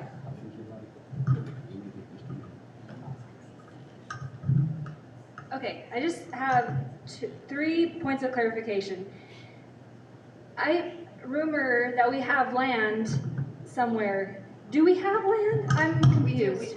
We do, and that was purchased in September of 2017. So is that still ours? Oh, and is it good? 11.74. Acres. Oh, okay, thank you. Can I comment on that? I would love that. I've got a mic. So if you go to a website, just Google search Box Elder GIS, you can see who owns every parcel of land in Box Elder County. It is public record, and Box Elder County, the GIS specialist, has made it very, very easy for you to go in, and you can click on that parcel, and up pops a little pop-up window that says, this is the size, this is the person that owns it, yada, yada, yada, their address, everything, including anything that Box Elder School District owns. You can actually do searches for, what does Box Elder School District own? Or what does Robert Gordon own? And it will then zoom in on that parcel of land. So there should never be a rumor on what we own. It's all public knowledge. You can go and look it up. Corey, do you want to speak to what she asked? Is that good property? Is it viable to build on? And what are the complications with that?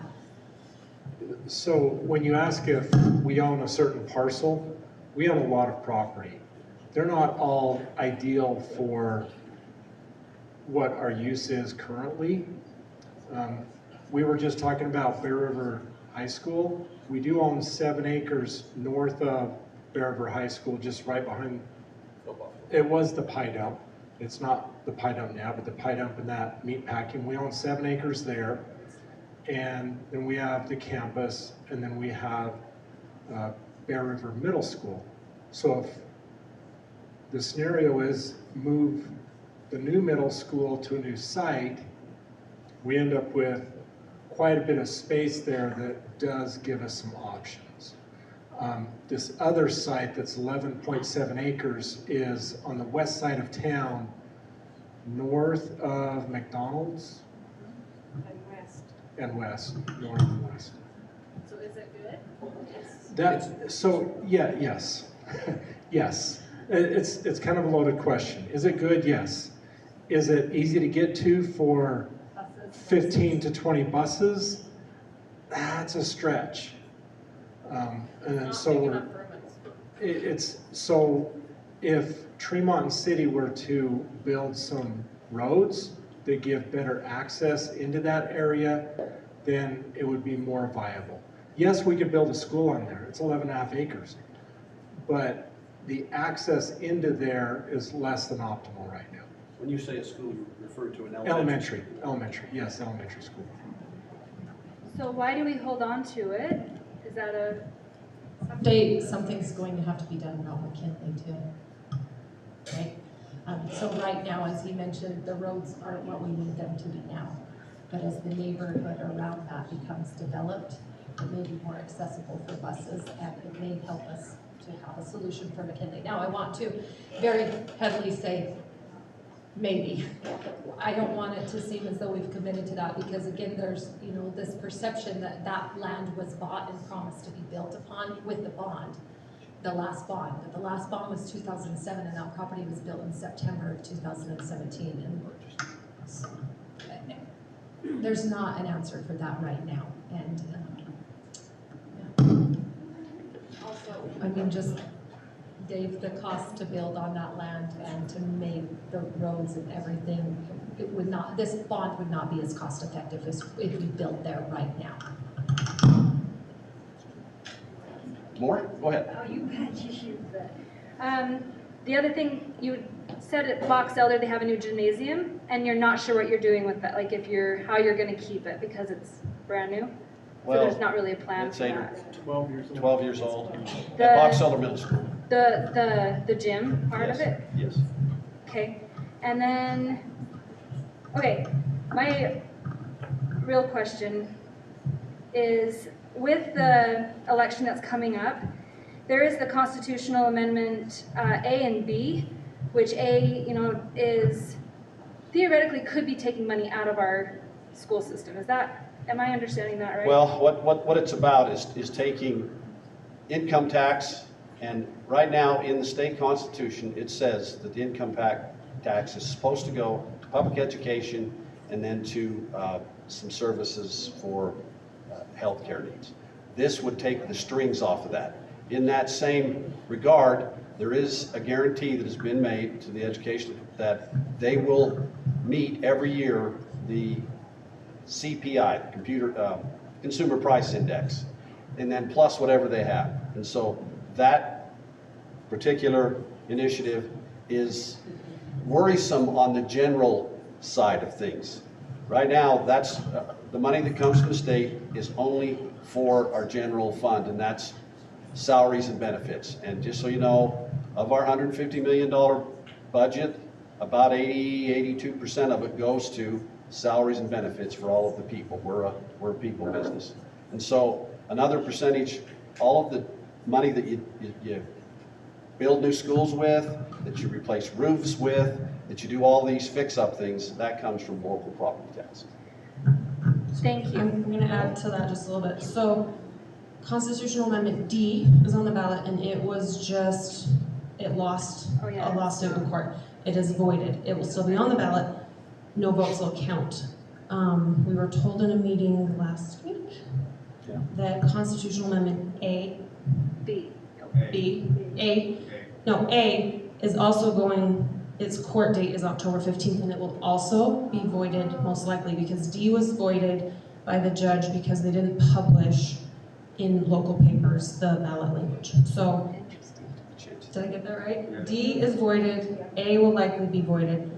B, that's the one I wanted to ask. B is a great amendment. It will cost taxpayers nothing.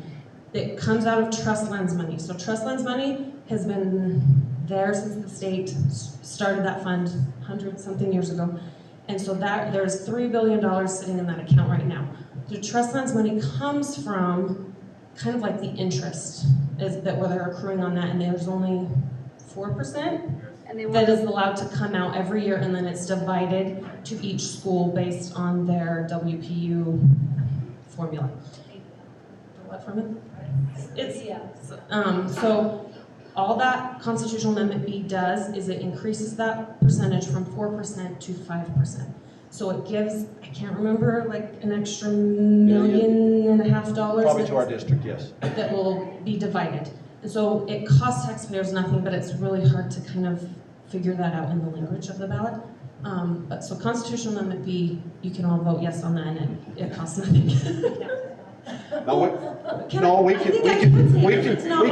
We can counsel you to vote yes on that. For the bond, we only say vote.